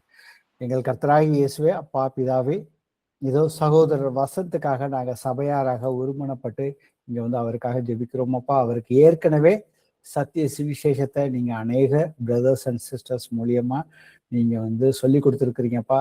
அப்பா அவர் கேட்ட சத்தியங்களை அவருடைய இருதயத்துக்குள்ளாக நீங்க அதை உணர்வக்கூடிய அந்த இருதயத்தை நீங்க தரும்படியாக இந்த நேரத்துல நாங்கள் ஜெபிக்கிறோம் அப்பா. நாங்கள் அந்த கேட்ட சத்தியத்தை கேட்டுட்டு அதை உணர்வு இல்லாத பொழுது உங்களுடைய வசனம் சொல்லுகிறது அதை பிசாசானவன் அதை எடுத்துட்டு பிடுங்கிக்கிட்டு போயிடுறான்னு சொல்லிட்டு. அப்ப அப்படி இல்லாமல் வசந்த் சகோதரனையும் அவர் மனைவி பிள்ளைகளையுமே இயேசுவின் நாமத்தினால ஆசீர்வதிக்கிறோம் அப்பா. தகப்பனே அவர் மேல் இரக்கமாயிருமப்பா. அவர் செய்த எல்லா தப்பிதங்களையும் நீ தயவாய் மன்னியுமப்பா. அவர் தன்னுடைய பாவங்களை முழுமையாக உம்மிடத்துல பாவத்தை மறைக்கிறவன் வாழ்வு அடைய மாட்டான்னு சொல்லியிருக்கிறீங்கப்பா. அவர் உங்ககிட்ட தன்னுடைய என்ன தவறு செய்திருந்தாலும் அதை முழுமையாக அவர் உங்களிடத்துல ஒப்பு கொடுத்து அவர் யாருடன் எல்லாம் ஒப்புரவாக வேண்டுமோ அவர்களுடன் ஒப்புரவாவதற்கும் அவர் தன்னுடைய எல்லா கவலைகளையுமே முழுமையாக உங்களிடத்துல ஒப்பு கொடுத்து அவர் இனி நீர் ஒருவரே ஜீவனுள்ள தேவன், நான் கர்த்தருக்காக வாழ்வேன்னு சொல்லி அவர் முடிவெடுத்து அப்ப உங்ககிட்ட ஜெபம் பண்ணுவதற்கு அதை உணர்வடையக்கூடிய இருதயத்தை தரும்படியாக அந்த நேரத்தில் ஜெபிக்கிறேன்னப்பா. இயேசு கிறிஸ்துவின் வல்லமையுள்ள நாமத்தினால டாக்டர்கள் அவர்களுக்கு ஆப்ரேஷன் பண்ணணும்னு சொன்னாங்கப்பா. அதை இயேசுவின் நாமத்தினால அப்ப கேன்சல் செய்கிறோமப்பா. அப்ப உமக்கு சுத்தம் இல்லாமல் டாக்டர்கள் அவர் மேல கை வைக்க முடியாது என்பதை நாங்கள் அறிவோம். அந்த காலில் அந்த மூட்டுல கிழிந்து போன ஜவ்வுகள் மறுபடியும் இயேசு கிறிஸ்துவின் வல்லமையுள்ள நாமத்தினால அது ஒன்றாக அந்த ஜவ் நார்மலாக சேர்ந்து அது அவருடைய கால்கள் நார்மலாக வேலை செய்யும்படியாக கட்டளையிடுகிறோம். அவருக்கு காலில் இருக்கிற வழியே முற்றிலுமாக வெளியே போய் என்று கட்டளையிடுகிறோம். அப்பா தகப்பனே, உம்மால் கூடாத காரியம் ஒன்றுமே இல்லை. அதை நாங்கள் முழுமையாக விசுவசிக்கிறோம். அவருக்கு சிந்தனைகளை உம்முடைய வார்த்தைகளுக்கு நேராக கொண்டு செல்வதற்கு நீரே அவர்களுக்கு உதவி செய்து அவங்க குடும்பத்துக்குள்ள முழு சமாதானத்தை தந்து இந்த அதிசயத்தை செய்த கிருபைக்காக நாங்கள் நன்றியோடு எங்களை ஜெபங்களை எடுக்கிறோம். எங்கள் ஜீவனுள்ள நல்ல பிதாவே, ஆமென். வேற யாருக்கும் பிரேயர் ரிக்வெஸ்ட் இருந்துச்சுன்னா சொல்லுங்க. நான் பாப்பராட்டிப்பட்டியில இருந்து எப்சிபா பேசுறேன். சொல்லுங்க சிஸ்டர். இந்த தம்பி ரயான் ஈவினிங் விளையாடிட்டு இருக்கும்போது கீழே விழுந்துட்டாங்க பிரதர். சரிங்க. பின்னாடி தலையில இடிச்சுக்கிட்டான் கல்லுலே. சரி. அது அவனுக்கு கொஞ்சம் லைட்டா மயக்கம் வர மாதிரி இருக்குது, ஒரு மாதிரி டயர்டா இருக்குது அப்படின்னுட்டு இருந்தான். சரி, அதான் வேற ஒண்ணும் எதுவும் தெரியல. இருந்தாலும் அந்த ஒரு மாதிரி அவனுக்கு அந்த இடிச்சது அவனுக்கு ஒரு மாதிரியா இருக்கு. அப்படிங்களா? வலி எதுவும் இருக்குதுங்களா? அப்ப எதுவும் அவனுக்கு தெரியலங்க பிரதர். ஆனா லைட்டா மயக்கம் வர மாதிரியே இருக்கு அப்படின்னு சொல்றான். ஓகே. பின்மண்டையில அடிபட்டிருக்கா?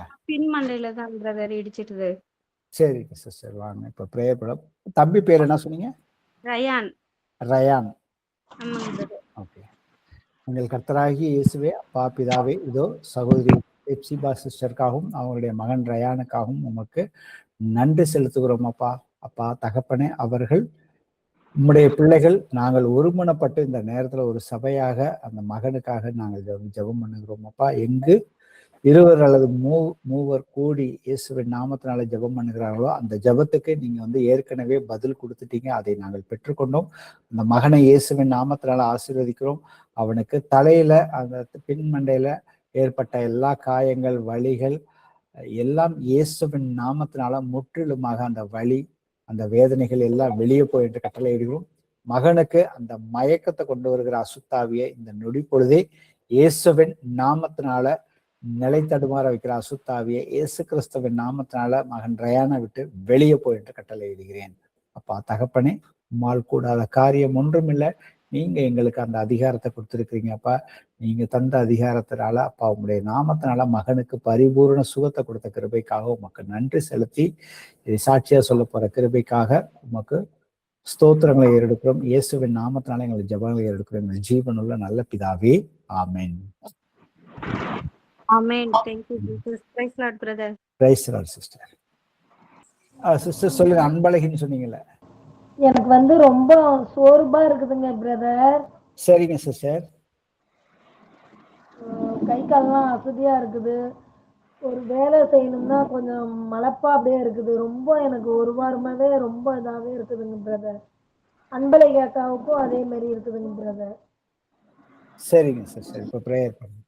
எங்கள் கர்த்தராகிய இயேசுவே, அப்பா பிதாவே, இதோ சகோதரி ராசாத்தி சிஸ்டருக்காகவும் அவங்க கூட இருக்கிற அதே ஊர்ல இருக்கிற சகோதரி அன்பழகி சகோதரிக்காகவும் இருவருக்காகவும் ஜெபம் இந்த நேரத்துல நாங்கள் சபையாராக ஒருமனப்பட்டு ஜெபிக்கிறோம். அப்பா தகப்பனே, அவர்கள் இருவருமே ஞானஸ்தானம் எடுத்துட்டாங்க. அவர்களுக்குள்ளாக இன்னும் வந்து பலவீனத்தை, சோர்வையுமே வந்து அவர்களுக்கு எதிராக செயல்படுகிற எல்லா பொல்லாத அசுத்தாவி பிசாசின் கிருகைகளையுமே இயேசு கிறிஸ்துவின் நாமத்தினால அவர்களை விட்டு, அவங்க குடும்பத்தாரை விட்டு முற்றிலுமாக இப்பொழுதே வெளியே போயிட்டு கட்டளையிடுகிறேன். அந்த என்னை பலப்படுத்துகிற கிறிஸ்துவினாலே எல்லாவற்றையுமே செய்ய எனக்கு பலன் உண்டு. இவர்கள் இருவருமே வந்து இயேசு கிறிஸ்துவின் பிள்ளை. அந்த அடையாளத்தை அவர்கள் வந்து எப்பொழுதுமே அறிக்கை செய்வதற்கும் என்னை பலப்படுத்துகிற கிறிஸ்துவினாலே எல்லாவற்றையும் செய்ய எனக்கு பலன் உண்டு. அந்த அசுத்தாவியில விரட்டக்கூடிய அந்த அதிகாரம் அவர்களுக்கு இருக்குது. அதை அவர்கள் இருதயத்தில் விசுவசித்து நாவினால அறிக்கை செய்வதற்கு அப்பா தகப்பனே, உங்களுடைய ஆவியினாலே அவர்களை வழிநடத்த முடியாது ஜெபிக்கிறேன். அவருடைய சரீரத்திலையும் அவருடைய ஆவியிலையுமே பலவீனத்தை கொண்டு வருகிற எல்லா அசுத்தாவியுமே இயேசு கிறிஸ்துவின் நாமத்தினால வெளியே போயிட்டு கட்டளையிடுகிறேன். அவர்களுக்குள்ளாக இருக்கிறவர், எனக்குள்ள இருக்கிறவர் இந்த உலகத்தில் இருக்கிறவனிலும் பெரியவர்னு சொல்லியிருக்கிறீங்க. இருந்த போதிலும் அந்த அவர்களுக்கு அந்த பய உணர்வையும் சரீர பிரகாரமான சோர்வை கொண்டு வருகிற எல்லா ஆவிகளையுமே இயேசுவின் நாமத்தினால இவர்கள் இருவரை விட்டு வெளியே போய் என்று கட்டளையிடுகிறேன். அவர்களை இயேசுவின் நாமத்தினால ஆசீர்வதித்து எங்களுடைய ஜெபத்தை நன்றியோடு எடுக்கிறோம். எங்கள் ஜீவனுள்ள நல்ல பிதாவே, ஆமென். வேற யாருக்கும் ப்ரேயர் ரெக்வெஸ்ட் எது இருக்குதுங்களா? அப்படி இல்லைனாக்கா இதோட நிறைவு செய்வோம். Praise the Lord.